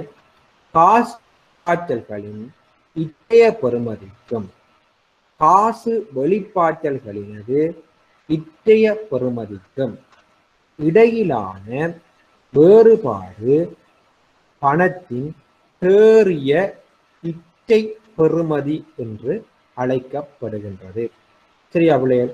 காசு உட்பாயிர இந்த இன்றைய பெறுமதி என்ன, நாங்கள் ஃபியூச்சர்ல எங்களுக்கு எவ்வளவு ப்ராஃபிட், நாங்கள் போட இன்வெஸ்ட்மெண்ட் எவ்வளவு ரிட்டர்ன் எங்களுக்கு தருகிறது என்றால் அது உட்பாயம் ரிட்டர்ன். ஸோ அதிண்ட இன்றைய பெறுமதி ஃபர்ஸ்ட் இயர்ல நாங்கள் ஏற்கனவே பார்த்துட்டோம் இல்லை, ஃபர்ஸ்ட் இயர்ல எவ்வளவு ரிட்டர்ன் வருது, அது இன்றைய பெறுமதி எவ்வளவு, செகண்ட் இயர்ல எவ்வளவு ரிட்டர்ன் வருது, அது இன்றைய பெறுமதி எவ்வளவு, தேர்ட் இயர்ல எவ்வளவு ரிட்டர்ன் வருது, இன்றைய பெறுமதி எவ்வளவு. ஸோ அதிண்ட இன்றைய பெறுமதியும் காசு வெளிப்பாடு, நாங்கள் இப்போ 2 மில்லியன் இன்வெஸ்ட் பண்ணியிருந்தோம்னா 2 மில்லியன் இன்றைய பெறுமதி 2 மில்லியன் தான். ஸோ அதிண்ட பெறுமதிக்கும் இன்வெஸ்ட்மெண்ட்டுக்கும் ரிட்டர்ன்கிற இன்றைய பெறுமதிக்கும் இடையிலான வேறுபாடு பணத்தினுடைய தேறிய இற்றை பெறுமதி என்று அழைக்கப்படுகிறது. சரியா பிள்ளைகள்? எப்பவுமே வந்து என்பிவி, இப்ப நீங்க யாருன்னா ஒரு சொல்லுங்க பிள்ளைகள், இந்த தேறிய இற்றைய பெறுமதி காசு உட்பாயின்ற இன்றைய பெறுமதி காசு வெளிப்பாயின்ற இன்றைய பெறுமதியை விட கூடுதலாக இருந்தால் நல்லமா யாராவது சொல்லுங்க. ஹலோ, யாராவது இருக்கா சொல்லுங்க. காசு வெளிப்பாயிரத்தின் இன்றைய பெறுமதி காசு உட்பாயிரத்தின் இன்றைய பெறுமதியை ஒப்பீடு செய்து காசு உட்பாயிரத்தின் இன்றைய பெறுமதியானது காசு வெளிப்பாயிரத்தின் இன்றைய பெறுமதியை விட கூடுதலாக இருந்தால் நல்லமா கூடாதா? யாராவது கூடுதலா இருக்கணும் சார். கூடுதலாக தான் இருக்கணும். அதாவது காசு உட்பாயிரத்தின் இன்றைய பெறுமதி காசு வெளிப்பாயிரத்தின் இன்றைய பெறுமதியை விட கூடுதலா இருக்கும். Very good. ஏன் நாங்க 2 மில்லியன் ஒன்று இன்வெஸ்ட் பண்றோம். அந்த 2 மில்லியன் இன்வெஸ்ட் பண்ற காசு வந்து எங்களுக்கு ரிட்டர்ன் தருகுது 1 மில்லியன் 5 இயர்ஸ்ல வருதுண்டா அந்த 1 மில்லியன் இன்றைய பெறுமதி வந்து 9 lakhs என்று சொல்லி சொன்னோம்டா நாங்க இன்வெஸ்ட் பண்றோம் 2 மில்லியன் எங்களுக்கு 9 lakhs தான் இன்றைய பெறுமதி. ஃபியூச்சர்ல 5 வருஷத்தால காசு இன்றைய பெறுமதி 9 lakhs இருக்க மாட்டோம். பிரயோசனம் இல்லை. நாங்க அதில் ப்ரொஜெக்ட் செய்வோம். சரி 2 மில்லியன் இன்வெஸ்ட் பண்றோம். 5 இயர்ஸால எங்களுக்கு 5 மில்லியன் ரிட்டர்ன் கிடைக்குது. 5 மில்லியன் 3 மில்லியன். ஸோ நாங்கள் ஏற்றுக்கொள்ளலாம். ஏன் 5 இயர்ஸால கிடைக்கிற 5 மில்லியன் இன்றைய பெறுமதி வந்து 2 மில்லியன் ஆயிருக்கு. ஸோ நாங்கள் இன்றைக்கு 3 மில்லியன் ஆயிருக்கு. நாங்கள் 2 மில்லியன் இன்றைக்கு நாங்கள் இன்வெஸ்ட் பண்ணியிருந்தாலும் எங்களுக்கு கிடைக்கிற 5 இயர்ஸால கிடைக்கிற 5 மில்லியன் இன்றைய பெறுமதி 3 மில்லியனாக இருக்கிறபடினால ஸோ இந்த ப்ராஜெக்டை வந்து நாங்கள் அக்செப்ட் பண்ணலாம் என்று சொல்ல முடியும். ஸோ அப்போ அதனால் காசு உட்பாய்ச்சல்களின் இன்றைய பெறுமதிக்கும் காசு வெளிப்பாய்ச்சல்களினது இன்றைய பெறுமதிக்கும் இடையிலான வேறுபாடு பணத்தின் தேறிய இட்டை பெறுமதி என்று அழைக்கப்படுகின்றது. தேறிய இட்டை பெறுமதிக்கான வாய்ப்பாடு காசு உட்பாய்ச்சல்களினது இட்டைய பெறுமதிகளிலிருந்து, அதாவது உங்களுக்கு கிடைக்கிற ரிட்டர்ன் இன்றைய பெறுமதியிலிருந்து காசு வெளிப்பாய்ச்சல்களினது இட்டைய பெறுமதியை கழிக்க பெறப்படுவது வந்து பணத்தினுடைய தேறிய இட்டை பெறுமதி என்று அழைக்கப்படுகிறது. ஸோ செயற்திட்டத்தினை நாங்கள் ஒரு தீர்மானம் எடுக்கின்ற பொழுது, தீர்மானம் ஒன்று மேற்கொள்கின்ற பொழுது ஒரு செயற்திட்டம், ஒரே ஒரு செயற்திட்டம் தான் நாங்கள் செய்ய போறோம். வேறொரு கம்பைனோ அல்லது கம்பெனி ஒப்பீடு செய்தோ திட்டம் ஒன்று இருக்கு. ஸோ நாங்கள் அதை நாங்கள் மதிப்பிடக்குள்ள வந்து பூஜ்ஜியத்தை விட காசு உட்பாய்ச்சல் பெறுமதியானது உட்பாய்ச்சலின் இட்டைய பெறுமதியை விட கூடுதலாக இருந்தால் அது கட்டாயமா பூஜ்ஜியத்தை விட அதிகமாக இருக்கு. 2 மில்லியன் இருந்து சரியா பிள்ளைகள் 2 மில்லியன் வெளிப்பாயுது, உட்பாயுது 2.5 மில்லியன் என்ற இட்டைய பெறுமதி. அதை நாங்கள் ஏற்றுக்கொள்ளலாமே. 2 மில்லியன் இருந்து 2.5 மில்லியன் உட்பாயுறது இட்டைய பெறுமதி, வெளிப்பாயுது 2 மில்லியன் இட்டைய பெறுமதி. ஸோ 2.5ல இருந்து 2 மில்லியனை கழிச்சோம் சொன்னா 5 lakhs வந்து பாசிட்டிவான ஆன்சர் வருது. ஸோ 0வை விட கூடுதலாக வருது. ஸோ அந்த ப்ராஜெக்டை வந்து ஏற்றுக்கொள்ளலாம். இப்போ பூஜ்ஜியத்தை விட என்பிவி அதிகமாக வருகுதுண்டா மீனிங் காசு உட்பாய்ச்சலின் இட்டைய பெறுமதியானது காசு வெளிப்பாய்ச்சலின் இட்டைய பெறுமதியை விட கூடுதலாக இருக்குன்றதான் அர்த்தம். விளங்கிட்டா பிள்ளைகள்? என்பிவி வந்து பூஜ்ஜியத்தை விட கூடுதலாக இருக்குதுண்டா என்ன அர்த்தம் என்றா காசு உட்பாய்ச்சல்களின் இன்றைய பெறுமதியானது காசு வெளிப்பாய்ச்சல்களின் இன்றைய பெறுமதியை விட அதிகமாக இருக்குதுன்றான் அர்த்தம். அதனாலதான் என்பிவி வந்து பூஜ்ஜியத்தை விட கூடுதலாக இருந்தால் பாசிட்டிவ் ஸ்தானத்தில் இருந்தால் நாங்க இந்த ப்ராஜெக்டை வந்து அக்செப்ட் பண்ணலாம். என்பிவி வந்து பூஜ்ஜியத்தை விட குறைவாக இருந்தால், அதாவது காசு உட்பாய்ச்சல் இட்டைய பெறுமதி காசு வெளிப்பாய்ச்சல் என்ற இட்டைய பெறுமதியை விட குறைவாக இருந்தால் அந்த ப்ராஜெக்டை வந்து நாங்கள் ஏற்றுக்கொள்ள முடியாது. என்பிவி வந்து பூஜ்ஜியமாக இருந்தால் முகாமை வந்து தீர்மானம் 2 சமனாக இருந்துச்சு என்று சொன்னால் உட்பாய்ச்சல் இட்டைய பெறுமதியை வெளிப்பாய்ச்சல் இட்டைய பெறுமதி சமனாக இருந்தால் முகாமை தான் வந்து தீர்மானத்தை மேற்கொள்ள வேண்டும்.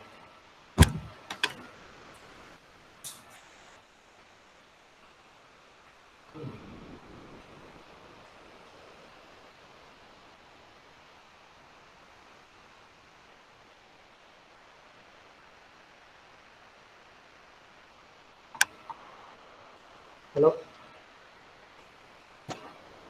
விளங்கிட்டா? ஹலோ ஹலோ விளங்கிட்டா? பணத்தின் என்பிவி விளங்கிட்டா? ஓகே. தண்ணி செயற்திட்டங்களை மதிப்பீடு என்று சொல்லி சொன்னா ஒரு 4-5 செயற்திட்டம் ஒவ்வொரு யூனிக்கான செயற்திட்டம் இருக்கு, ப்ராஜெக்ட்ஸ் இருக்கு. ஸோ அதுல எந்த ப்ராஜெக்டை வந்து அக்செப்ட் பண்றேன்னு சொல்லி சொன்னா எந்த என்பிவி வந்து சாதகமான பெறுமதியை, அதாவது என்பிவி வந்து பாசிட்டிவான ஃபிகர்ஸை தருகிறதோ அந்த செயற்திட்டத்தை வந்து நாங்க அக்செப்ட் பண்ணலாம். ஒன்றிலொன்று சாராத செயற்திட்டங்களை பார்த்தோம் என்று சொல்லிக்கணும். அதாவது ஒவ்வொரு ப்ராஜெக்டும் இருக்குது, பட் ஒன்றிலொன்றுல டிபெண்ட் பண்ணாத ஒரு ப்ராஜெக்ட். சரியா? ஒரு கவர்மெண்ட் ஃபேக்டரி ஒன்று கட்ட, ஹைஸ்கூல் ஒன்று கட்ட போகிறோம், அதே மாதிரி ஒரு ஷாப்பிங் காம்ப்ளெக்ஸ் ஒன்று கட்ட போகிறோம் என்று பல்வேறு ஒன்றிலொன்றுல சாராம ஒரு ப்ராஜெக்ட் இருக்குமாட்டா. அதுல எந்த ப்ராஜெக்ட் அக்செப்ட் பண்ணி செய்ய போறோம் இருக்குன்னா, என்பிவி வந்து பாசிட்டிவா இருக்கிறது, ஜீரோவோட இருக்கிற என்பிவி எந்த ஹையான என்பிவியை காட்டுது. என்பிவி சாதகமான பெறுமதியை கொண்ட செயற்திட்டங்கள் வந்து உயர் பெறுமதியை கொண்ட செயற்திட்டங்கள் நாங்கள் என்ன செய்யலாம், ஏற்றுக்கொள்ள கூடியதாக இருக்கு. சரியா பிள்ளைகள்? விளங்கிட்டா? ஹலோ, விளங்கிட்டா? ஓகே. இப்ப பாருங்க, இந்த கணக்கை பாருங்க. ஏஎக்ஸ் கம்பெனியின் செயற்திட்டம் எக்ஸ் தொடர்பான காசு பாய்ச்சல்கள் பின்வருமாறு தரப்படுகிறது. சரிதானே? இப்ப காசு பாய்ச்சல பாத்தீங்கன்னா, காசு வெளிப்பாயுது எவ்வளவு? 2 மில்லியன் வந்து இன்வெஸ்ட் பண்றாங்க. சரியா பிள்ளை? 2 மில்லியன் இன்வெஸ்ட் பண்றதால ஃபர்ஸ்ட் இயர்ல வந்து அவங்களுக்கு கிடைக்குது எவ்வளவு? 4 lakhs கிடைக்குது. சரிதானே? அப்ப செகண்ட் இயர்ல 6 lakhs கிடைக்குது, தேர்ட் இயர்ல 7 lakhs கிடைக்குது, ஃபோர்த் இயர்ல 8 lakhs கிடைக்குது. சரிதானே? வந்து இந்த ப்ராஜெக்டை அக்செப்ட் பண்ணலாமா இல்லையா என்றதை நாங்கள் டிசிஷன் எடுக்கணும். இப்போ நாங்கள் நார்மலாக அதை கால்குலேட் பண்ணினோம்டா, எங்களுக்கு இந்த கழிவிடப்பட்ட காரணியை பற்றியோ இல்லை என்பிவியை பற்றியோ எங்களுக்கு நாலேஜ் இல்லை, இதை அக்செப்ட் பண்ணலாமா? அப்போ ரைட், ஃபர்ஸ்ட் இயர்ல 2 மில்லியன் நாங்கள் இன்வெஸ்ட் பண்ணோம்னா முதலாவது வருஷம் 4 லட்சம் கிடைக்கும், செகண்ட் இயர்ல 6 லட்சம் கிடைக்கும். அப்போ செகண்ட் இயர்ல 1 மில்லியன் வந்தது, 50% நாங்கள் அச்சீவ் பண்ணிட்டேன். பிறகு தேர்ட் இயர்ல 7 lakhs, ஸோ பார்த்தோம்னா 1.7 மில்லியன் கிடைச்சிச்சு. ஃபோர்த் இயர்ல 8 lakhs, அப்போ 2.5 மில்லியன் கிடைச்சிட்டு. அப்போ எங்களுக்கு ஃபோர்த் இயர்ல நாங்க போட்ட காசு ஃபுல்லா கிடைச்சிடும். சரிதானே? ஸோ இப்படி பார்த்தா அக்செப்ட் பண்ணக்கூடிய. ஆனால் இப்போ நல்லா யோசிச்சு பாருங்க பிள்ளைகள், ஃபோர்த் இயர்ல கிடைக்கிற 8 lakhs இன்றைய பெறுமதி எவ்வளவாக இருக்கும்? ஃபோர்த் இயர்ல 8 lakhs என்றா அதுல இன்றைக்கு அதுல பெறுமதி எவ்வளவாக இருக்கும்? சரியா? 7 lakhs தேர்ட் இயர்ல கிடைக்குதுண்டா அதுன்ற இன்றைய பெறுமதி எவ்வளவாக இருக்கு? ஸோ அதை நாங்கள் இன்றைய செய்த காசோட கம்பேர் பண்ணி பார்க்கணும், இன்றைக்கு இன்வெஸ்ட் பண்ண காசோட கம்பேர் பண்ணி பார்க்கணும். இது என்ன செய்யறோம்? இன்றைக்கு இன்வெஸ்ட் பண்ண காசோட எதிர்காலத்தில் கிடைக்கிற காசு பாய்ச்சலோட நாங்கள் கம்பேர் பண்ணி பார்க்கிறோம். அது ஒரு பொருத்தமற்ற விடயமாக இருக்கு. ஸோ அதனால எதிர்காலத்தில் கிடைக்கிற காசு பாய்ச்சல் என்ற இன்றைய பெறுமதியையும் இன்றைக்கு நாங்கள் வெளிப்பாயிர காசு பாய்ச்சல் என்ற இன்றைய பெறுமதியையும் கம்பேர் பண்ணி பார்க்கணும். சரிதானே பிள்ளைகள்? அப்போ இப்படி பார்த்தோம்னா 0 வருஷத்துல 2 மில்லியன் இன்வெஸ்ட் பண்றோம். ஸோ கழிவிடப்பட்ட காரணம் உங்களுக்கு தெரியும், 0 வருஷத்துக்கு 2 மில்லியன் அப்படியே இருக்கு கழிவிடப்பட்ட காசு பார்த்து. ஃபர்ஸ்ட் இயர்ல 4 lakhs கிடைக்குது. கழிவிடப்பட்ட காரணம் உங்களுக்கு தெரியும் 0.909. இதுல 10% முதலீட்டு கிரயம் எடுத்துக்கொள்ளுங்க பிள்ளைகள். சரியா? 10% முதலீட்டு கிரயம் எடுத்துக்கொள்ளுங்க. 10% முதலீட்டு கிரயம் எடுத்தீங்கன்னு சொன்னா தான் உங்களுக்கு விளங்கப்படுத்தினது 0.% எடுத்தீங்கன்னு சொன்னா 0.90909. ஸோ அப்போ இங்கே வந்து 909 ஃபர்ஸ்ட் இயர். செகண்ட் இயர் ஒன்றிங்கள் 1.1, அதாவது 1 + 0.1 இன்டு 2ஆம் அடுக்கு 0.82. ஸோ 600 0.8 பெருக்குவீங்க என்று சொல்லி சொன்னா 495 அதே மாதிரி தேர்ட் இயர்ல 700 ரூபாய் காசு உட்பாயுது. ஸோ அதில் கழிவிடப்பட்ட காரணி 0.75. ஸோ அந்த 700 ரூபாயின் இன்றைய பெறுமதி 525.7. நாலாவது வருஷம் 8 லட்சம் உட்பாயுது. ஸோ கழிவிடப்பட்ட காரணி 0.683. அது எப்படி வந்தது? 1 + 0.1 முழுவதின் 4ஆம் அடுக்கு 0.683. ஸோ அந்த 0.683 800 பெருக்கணும் என்று சொல்லிட்டோம்னா 546.4. சரியா பிள்ளைகள்? விளங்கிட்டா? ரைட். இப்போ நாங்கள் என்ன செய்ய போறோம்? 2 மில்லியன் இன்வெஸ்ட் பண்ணியிருக்கிறோம். எங்களுக்கு கிடைக்கிற ரிட்டர்ன்ஸ் இன்றைய பெறுமதியை கண்டுபிடிச்சிட்டோம். ஸோ முதலாவது வருஷம் கிடைக்கிற 4 லட்சம் இன்றைய பெறுமதி 363.6. ரெண்டாவது வருஷம் கிடைக்கிற 6,95.6. மூன்றாவது வருஷம் கிடைக்கிற 7,700 இன்றைய பெறுமதி 525.7.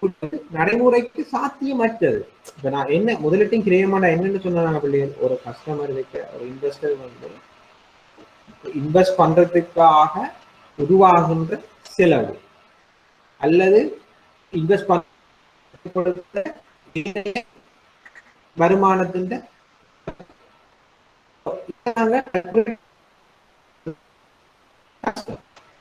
முதலீட்டின் கிரியத்தினை கணிப்பிடுவது வந்து நடைமுறைக்கு அற்றதான ஒரு விடயமாக கருதப்படுகிறது.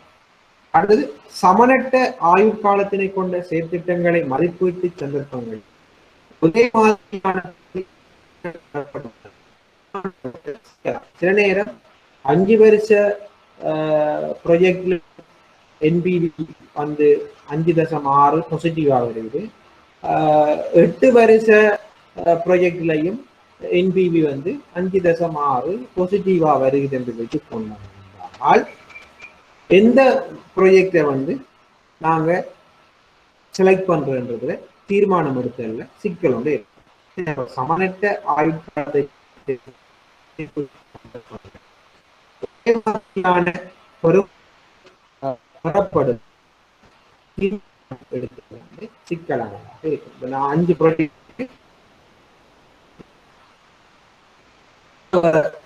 அதாவது வேற வேற ஆயுட்காலம், ஒரு ப்ராஜெக்ட் ஆயுட்காலம் 5 years, இன்னொரு ப்ராஜெக்ட் 8 வருஷம், இன்னொரு ப்ராஜெக்ட்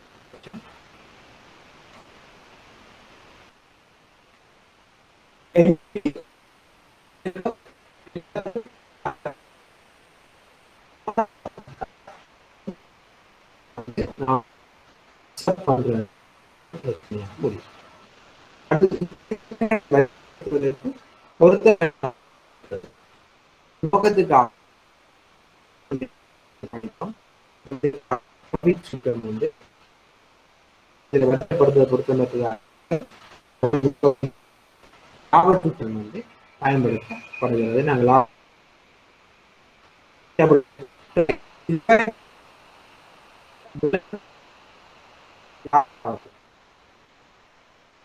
ஹலோ படிப்பிச்ச விடயங்கள் விளங்காமல்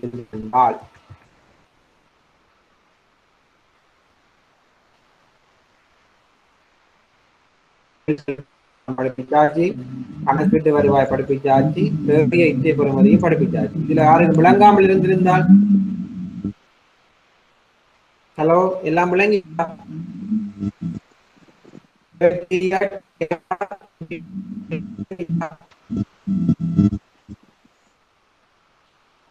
ஹலோ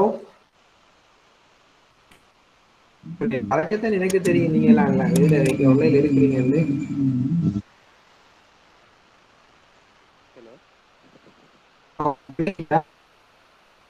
ஹலோ சார், உங்களோட ஆடியோ கொஞ்சம் கிளியர் இல்லாமல் சார். ஓகே,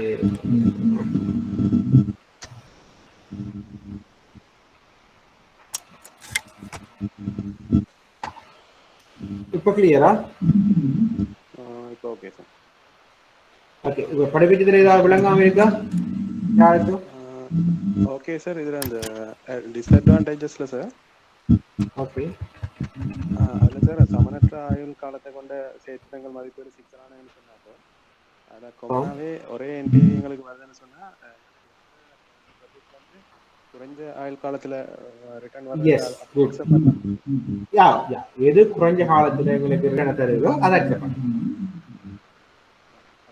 அது டிஸ்அட்வான்டேஜா எப்படி சார்?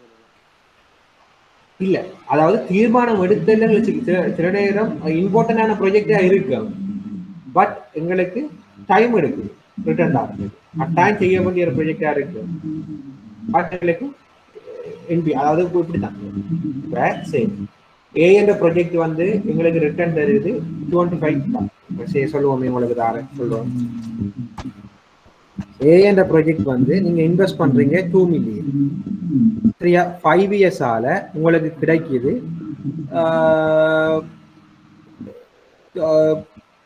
3 மில்லியன் கிடைக்குது. இன்றைய பரம்பரை வச்சுக்கோங்க, உங்களோட என்பிவி வந்து 1 மில்லியன் பாசிட்டிவா வரும். சரியானே 1 மில்லியன் உங்களுக்கு கிடைக்குது. என்ன 2 மில்லியன் இன்வெஸ்ட் பண்றீங்க, 3 மில்லியன் இந்த இன்கம் பெறுமதி, ஸோ 1 மில்லியன் உங்களுக்கு பாசிட்டிவா வருது, 5 இயர்ஸ்ல வருது. சே பி என்ற ப்ராஜெக்ட் எடுப்போமே, பி என்ற ப்ராஜெக்ட் எடுப்போம். நீங்க 20 மில்லியன் இன்வெஸ்ட் பண்ண போறீங்க, உங்களுக்கு ரிட்டர்ன் கிடைக்குது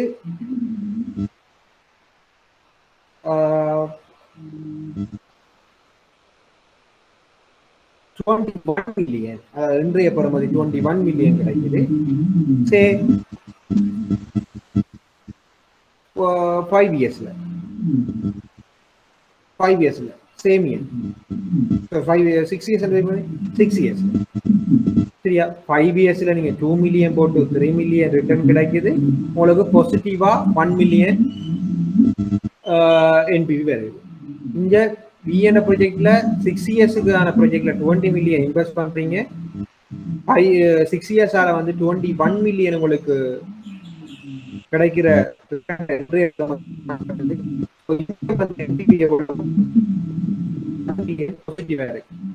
இந்த இடத்துல நீங்க எந்த ப்ராஜெக்ட அக்செப்ட் பண்ணுவீங்க? 2 மில்லியன் இன்வெஸ்ட் பண்ணி 3 மில்லியன்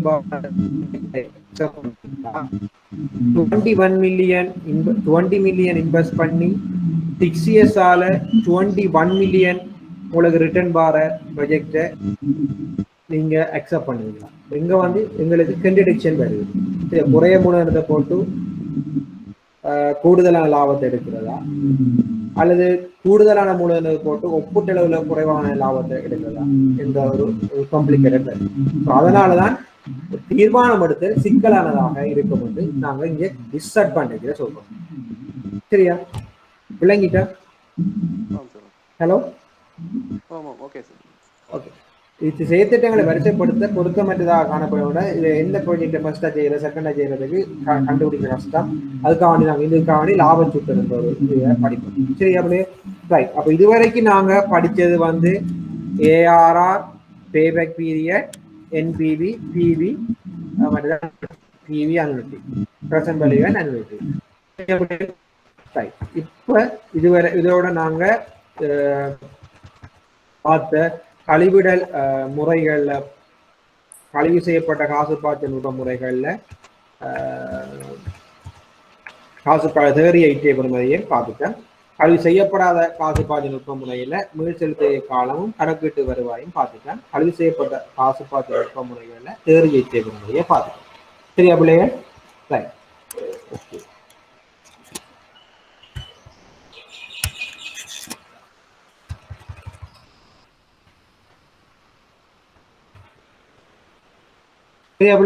ரைட். இப்போ நாங்க பார்க்க போறோம் அடுத்தது இந்தியா அடுத்த ஸ்லைடை நாங்க பார்ப்போம்.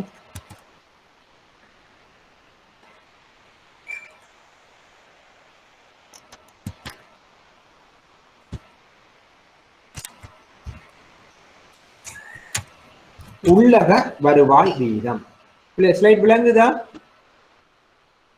ஹலோ, ஸ்லைட் விளங்குதா? இந்த உள்ளக வருவாய் வீதம் இந்த டியூட் அனுப்பினவங்களா உங்களுக்கு? இந்த ஸ்லைட் அனுப்பினவங்களா? ஹலோ, இந்த ஸ்லைட் அனுப்பினவங்களா? Sorry, okay. உள்ளக வருவாய் வீதம் சரியானே. தேறிய இச்சை பெறுமதியை பூஜ்ஜியமாக காட்டுகின்ற கழிவிடப்பட்ட வீதமானது உள்ளக வருவாய் வீதம் என்று அழைக்கப்படுகிறது. பிள்ளைகள், தேறிய இச்சை பெறுமதி பூஜ்ஜியமாக இருக்க வேண்டும் என்று சொல்லி சொன்னால் காசின்ற உட்பாய்ச்சலின் இன்றைய பெறுமதியும் காசின்ற வெளிப்பாய்ச்சலின் இன்றைய பெறுமதியும் சமனாக இருந்தால்தானே பிள்ளைகள் தேறிய இச்சைய பெறுமதியானது பூஜ்ஜியமாக இருக்கும். ஏற்றுக்கொள்றீங்களா? ஹலோ, இதை ஏற்றுக்கொள்றீங்களா? ஹலோ,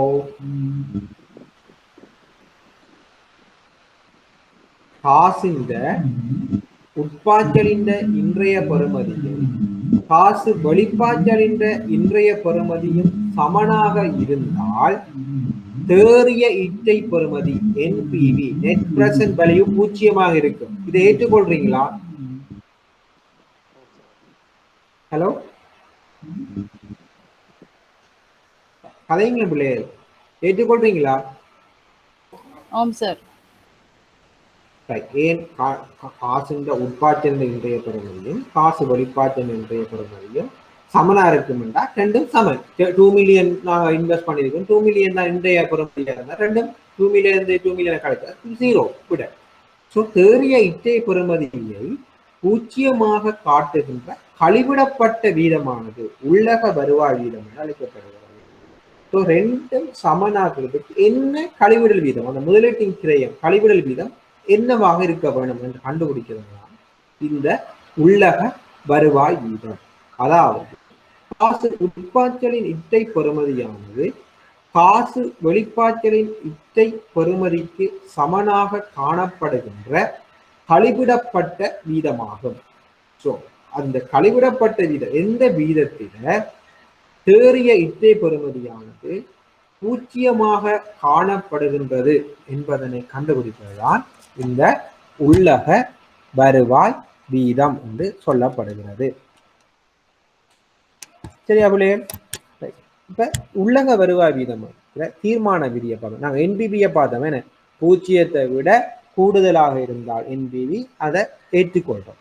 0 விட என்பிவி குறைவாக இருந்தால் அந்த ப்ராஜெக்டை நிராகரிக்கிறோம். என்பிவி வந்து 0க்கு சமனாக இருந்தால் முகாமை திட்ட தீர்மானத்துக்கு விடுறோம். நீங்களே தீர்மானத்துக்கு இந்த ப்ராஜெக்டை செய்யறதா தீர்மானம்.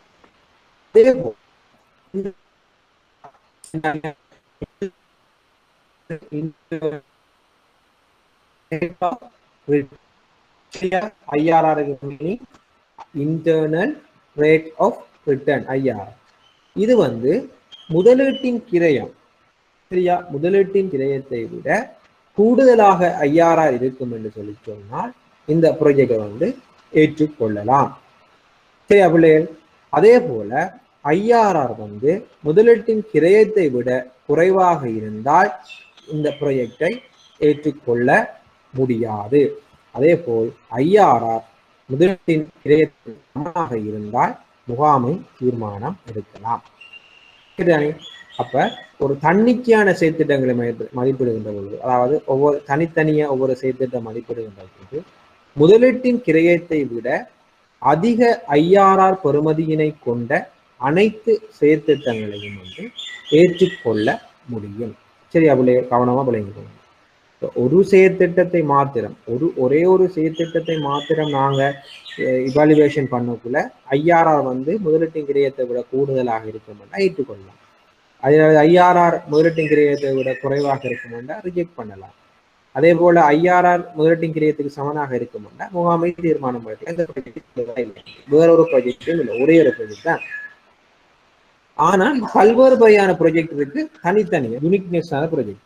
சரியா? தன்னிச்சையான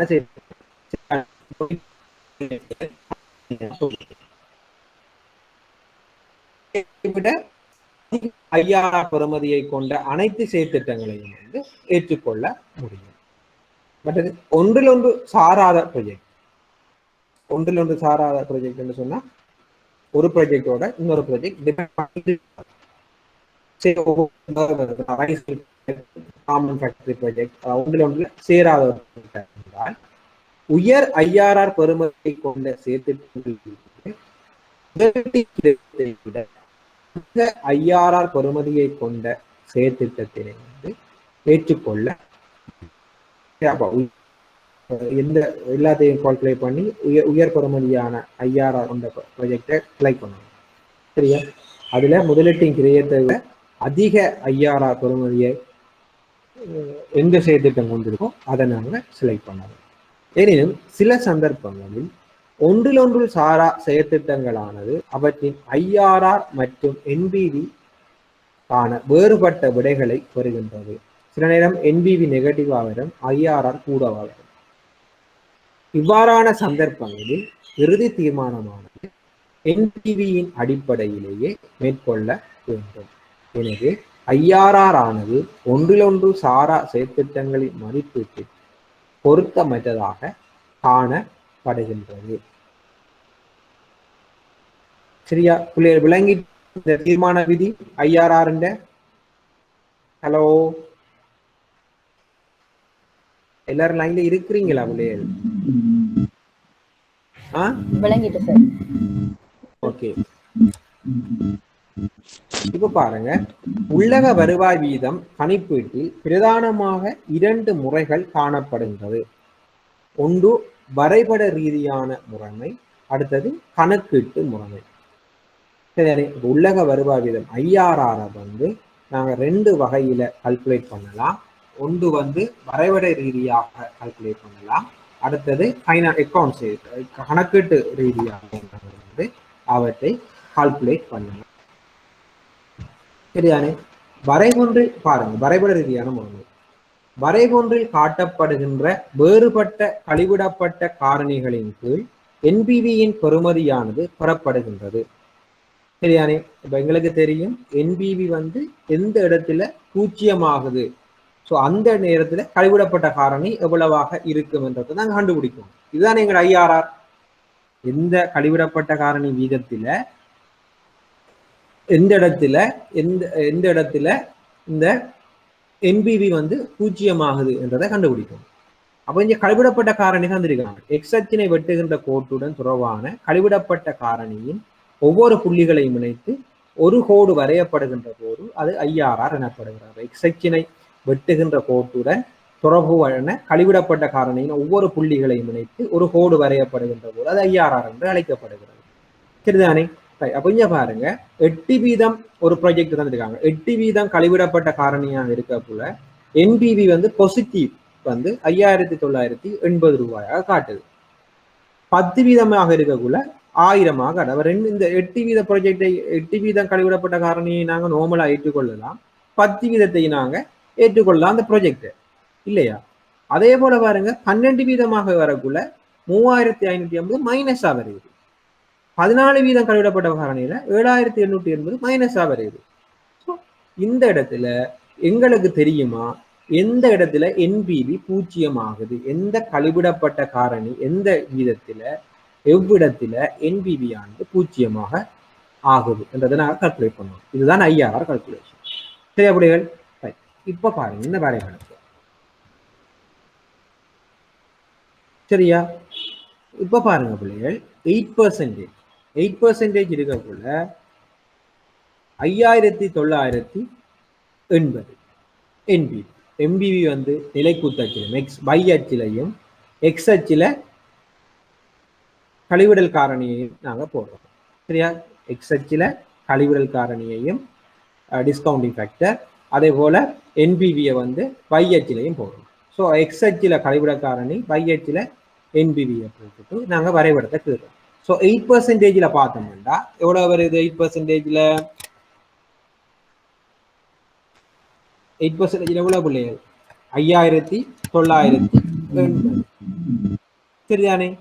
10% எவ்வளவு வருது? கழிவிடக்காரன் 10% எவ்வளவு வருது? 1000 வருது. 10%ல 1000 வருது. சரியா பிள்ளை? அதே போல 12%ல எவ்வளவு வருது? 3550. 3550 மைனஸ். சரி பாருங்க, படியது கிராஃப பாருங்க. சரியா?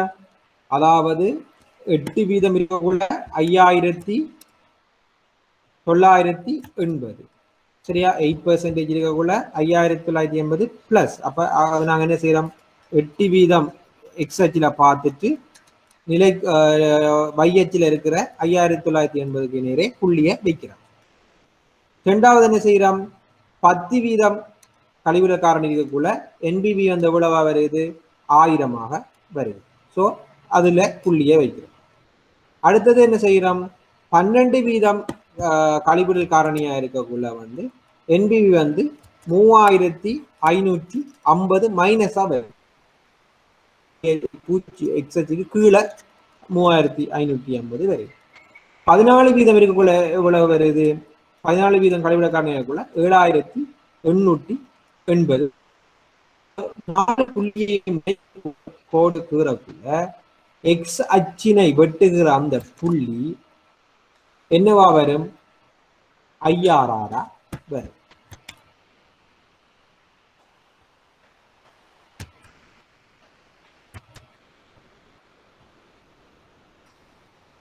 பிள்ளைகள் பார்த்தோம்னா இது 10.4 சம்திங், 10.5 10.4 4 அப்படி எக்ஸச்ச வெட்டுற இந்த புள்ளியை தான் வந்து ஐஆர்ஆர் என்று சொல்லுவோம். 10.4 அப்படி வரும். சரி, தேடி பார்த்தீங்கன்னா உங்களுக்கு ஒரு ஆன்சர் வரும். பிள்ளைகள் இது விளங்கிட்டா? அந்த கிராஃப் ஐஆர்ஆர் கிராஃப் விளங்கிட்டா? ஹலோ, இந்த ஐஆர்ஆர் கிராஃப் விளங்கிட்டா எல்லாருக்கும்?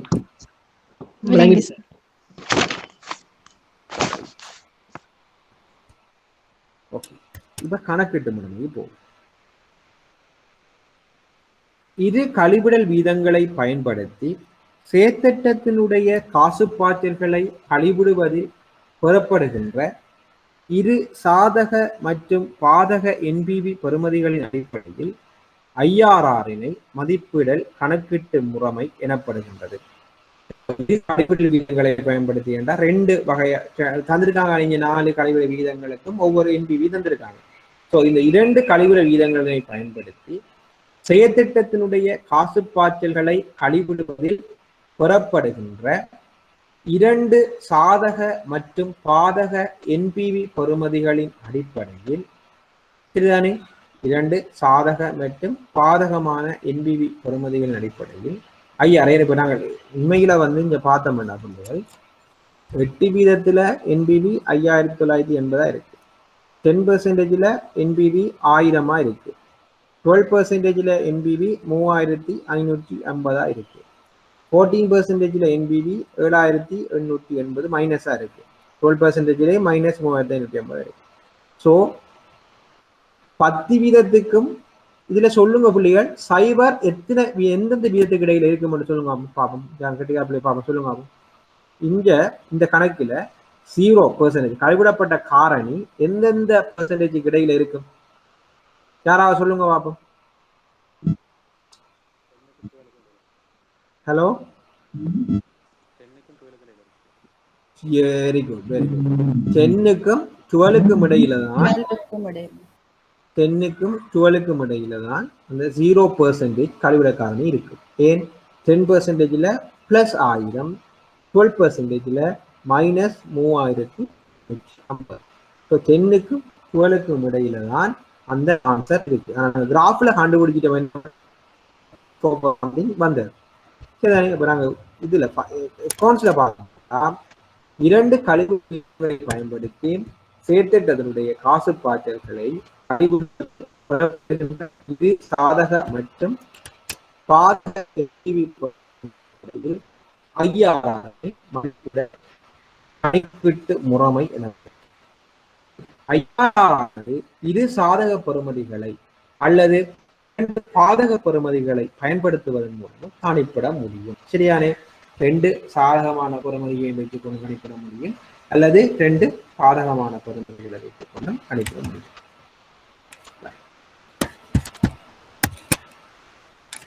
இப்ப பாருங்க, இந்த அதே கணக்கை தந்திருக்கு. சாதக மற்றும் பாதக பெறுமதிகளை கொண்ட 2 என்பிவி பெறுமதிகளை பயன்படுத்துவதன் மூலம் இந்த ஐஆர்ஆரை கால்குலேட் பண்ணுங்க பார்ப்போம். சரியா, அப்ப நாங்க இங்க பார்ப்போம். எங்களுக்கு 2 சாதகமான பெறுமதி 1000ம் 12 வீதம், 1000ம் 3550, 1000 பிளஸ் 1000ம் மைனஸ் 3550 என்பிவி. ஸோ 2 சாதகம், ஒரு சாதகமான பெறுமதியும் ஒரு பாதகமான பெறுமதி. ஸோ 1000 கழிவிடப்பட்ட காரணி 10%, 3550 மைனஸ் கழிவிடப்பட்ட காரணி வந்து 12%. ஸோ இதை 2ஐயும் வச்சு நாங்கள் கால்குலேட் பண்ணுறோம். சரி, அப்படியே கவனித்துக் கொள்ளும். ஐஆர்ஆர் சொன்ன சாதகமான பெறுமதி உள்ளது 10%. சரியா, 10% பிளஸ் நான் ஃபர்ஸ்டா சாதகமான பெறுமதியை வச்சுக்கொண்டு கால்குலேட் பண்ண போறேன். 10% பிளஸ் சாதகமான பெறுமதிக்கும் சாதகமான வீத பெறுமதிக்கும் பாதகமான வீத பெறுமதிக்கும் இடையிலான வித்தியாசம் பார்த்தோம்னா 12க்கும் 10க்கும் இடையில வித்தியாசம் 2%. சரியா? ஆகவே 2% வந்து இங்க நான் போட்டுக்கொள்றேன். சரியா பிள்ளைங்க? 2%. அதாவது சாதகமான கழிவிடல் வீதத்துக்கும் பாதகமான கழிவிடல் வீதத்துக்கும் சரியா, அல்லது 2 கழிவிடல் வீதங்களுக்கு இடையிலான சாதகமான என்பிவி இந்த கழிவிடல் வீதத்துக்கும் பாதகமான என்பிவி கழிவிடல் சாதகமான என்பிவி கழிவிடல் வீதத்துக்கும் பாதகமான என்பிவி இந்த கழிவிடல் வீதத்துக்கும் இடையிலான வித்தியாசத்தை நான் இதுல போட்டுக்கொள்வேன். சரியா? 2%. எப்படி? 12ல இருந்து 10 கழிச்சா 2%. சரியா பிள்ளைகள்? படி அடுத்தது நாம பார்க்கிறோம் சாதகமான என்பிவிக்கும் பாதகமான என்பிவிக்கும் இடையிலான வித்தியாசம். இப்ப சாதகமான என்பிவி 1000, பாதகமான என்பிவி 3550 மைனஸ் 3550. அப்ப இதுல என்ன நடக்க போகுது? 1000ல இருந்து மைனஸ் 3550 கழிக்க போறோம். சரியா? இதுல மட்டும்தான் அந்த மைனஸ் பிளஸ், மற்றதுல நாங்க மைனஸ் பிளஸ் பாக்குறேன். சரியா? அப்ப இங்க வந்து பார்க்க போறோம் 1000ல இருந்து மைனஸ் 3550. அப்ப என்ன விட வரும்? 1000 minus into minus plus 1000 plus 3550 4550 வரும். ஸோ 2% divided by 4550 இன்று சாதகமான என்பிவி இந்த பெறுமதி எவ்வளவு? சாதகமான என்பிவி இந்த பெறுமதி இங்க 1000. சரியா பிள்ளைகள்? 1000. அப்ப ஃபர்ஸ்டா வந்து நாங்க பார்க்க போறோம் சாதகமான என்பிவி இந்த கழிவிடல் காரணி, அதாவது கழிவிடல் வீதம் பிளஸ் 2 கழிவிடல் வீதங்களுக்கு இடையிலான வித்தியாசத்தின் கீழ் 2 என்பிவிகளின் வித்தியாசம் இன்று சாதகமான கழிவிடல் வீதத்தின் என்பிவி பெறுமதி. சரியா பிள்ளைகள்? விளங்கிட்டா இந்த ஈக்குவேஷன்? ஹலோ எல்லாருக்கும் கொஞ்சம் காம்ப்ளிகேட்டடான ஈக்குவேஷன் விளங்கிட்டா? ஹலோ இந்த ஈக்குவேஷன் விளங்கிட்டா பிள்ளைகள்? எக்ஸாமுக்கு வார கேள்வி வடிவா விளங்கி கொள்ளுங்க. இந்த ஈக்குவேஷன் விளங்கிட்டா ஐயாரா? ஹலோ விளங்கிட்டா? விளங்கிட்டு சார். மத்தாக்கள் விளங்கிட்டு சார். அப்ப இங்க பாருங்க பிள்ளைகள் 10% பிராக்கெட்டுக்குள்ள இருந்தா ஃபர்ஸ்ட் செய்யணும். அப்ப பிராக்கெட்டுக்குள்ள இருக்கிறத ஃபர்ஸ்ட் செய்யணும் என்றால் 2% divided by 2% என்ன அப்படி வரும்? 0.02 divided by 4550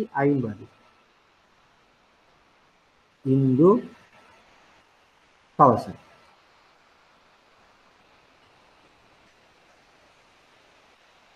சரியா பிள்ளைகள்?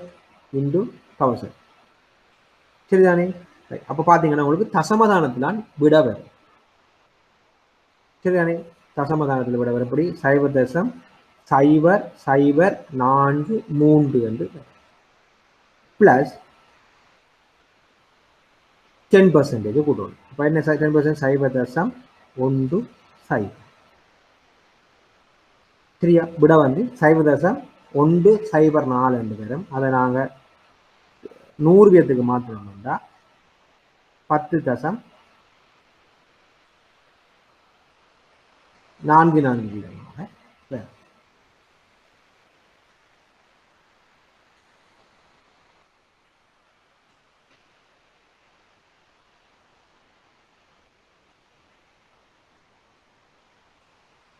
விளங்கிட்டா?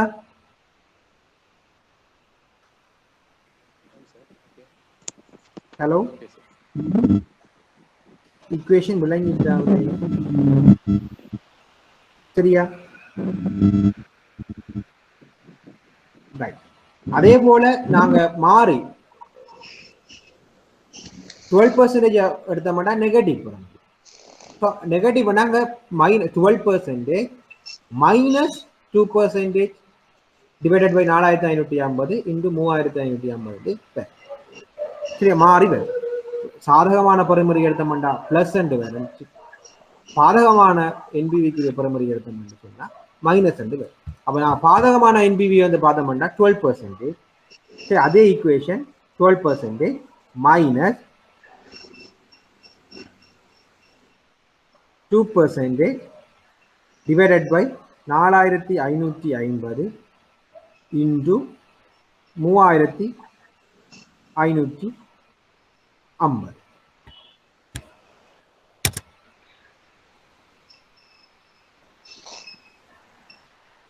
into பார்த்தோம்னா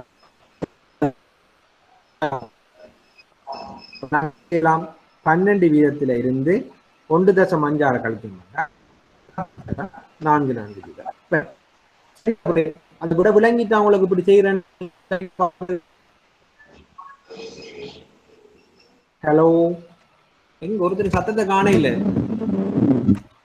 செய்யறீங்களா பிள்ளைகள் கணக்கு?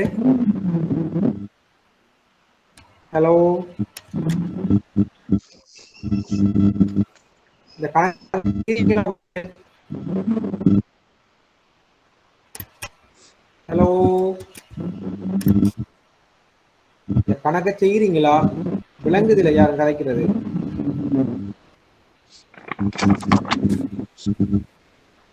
ஹலோ, நான் ஐஆர்ஆர் கணக்கு செய்றீங்களா பிள்ளையர்? சார் செஞ்சிட்டு இருக்கேன் சார். செய்யுங்க பாப்போம். சரியா விட வருதான்னு சொல்லுங்க.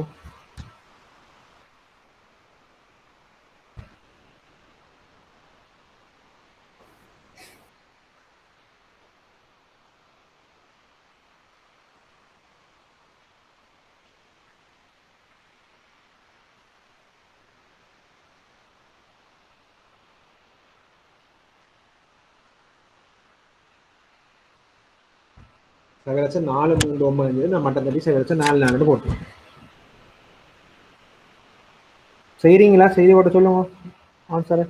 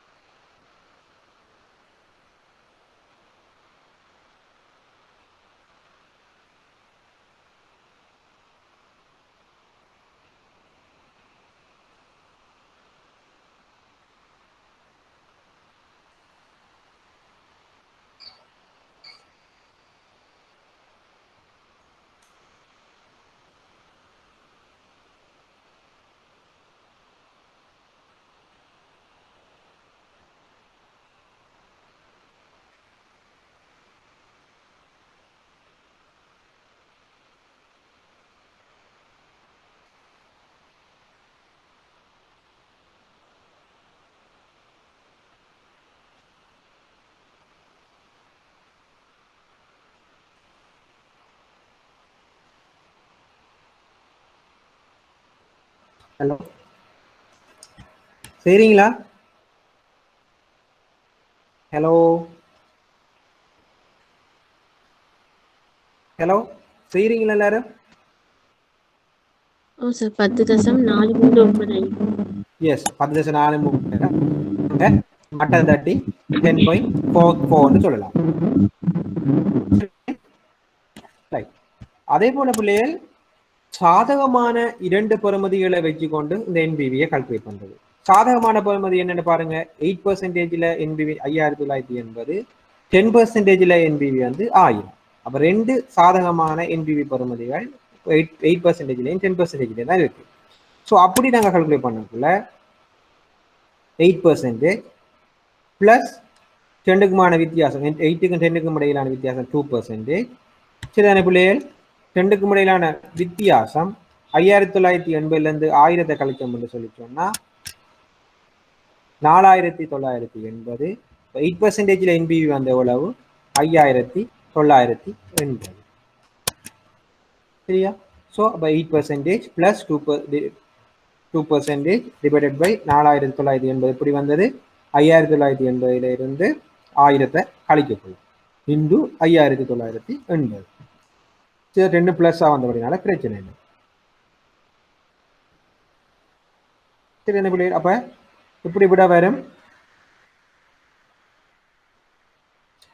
2% டிவைடட் பை 4980 இன்டு 5980 இன்டு 100. அதான் 2.40% வரும். So 8% plus 2.4 10.4%. சரியானே? அதே போல 8% பார்த்துட்டோம். 10% பார்த்தோம்னா 10% ப்ளஸ் 10க்கும் 8க்கும் இடையில வித்தியாசம் 2% டிவைடட் பை என்பிவியில் வித்தியாசம் 4980 இன்டு 10%ல என்பிவி அந்த எவ்வளோ இருக்கு? 1000 இருக்கு. ஸோ 8% ப்ளஸ் 0.4 வந்து 10.4%. சரி, அப்படி விளங்கிட்டா இந்த கால்குலேஷன்?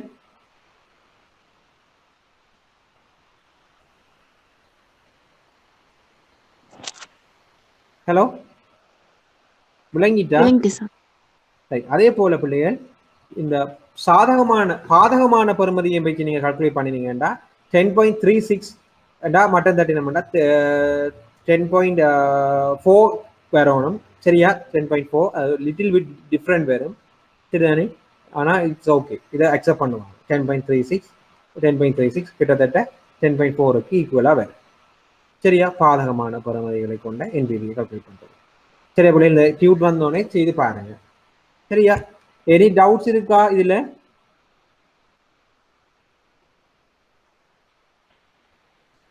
Any doubts?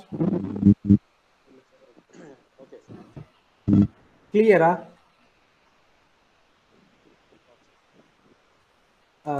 கூட இந்த ஆண்டு தொகை 5000 இப்போ இன்றைக்கு விளங்கப்படுத்தவா, நெக்ஸ்ட் கிளாஸ் விளங்கப்படுத்தவா?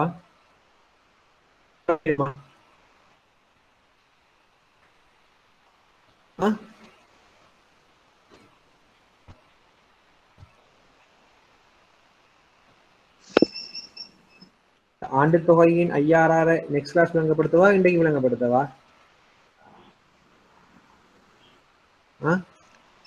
சொல்லுங்க, நீங்க சொன்னதான். சாரி, நெக்ஸ்ட் கிளாஸ் பார்ப்போம். Okay, any doubts? இப்போ இன்றைக்கு படிப்பிச்சதுல ஏதாவது டவுட்ஸ் இருக்கா பிள்ளைகள்? இன்றைக்கு படிப்பிச்சதுல ஏதாவது டவுட்ஸ் இருக்கா? ஹலோ, இன்றைக்கு படிப்பிச்சதுல ஏதாவது டவுட்ஸ்? கதைக்கு கிளியராக இல்லாமல் இருக்கு.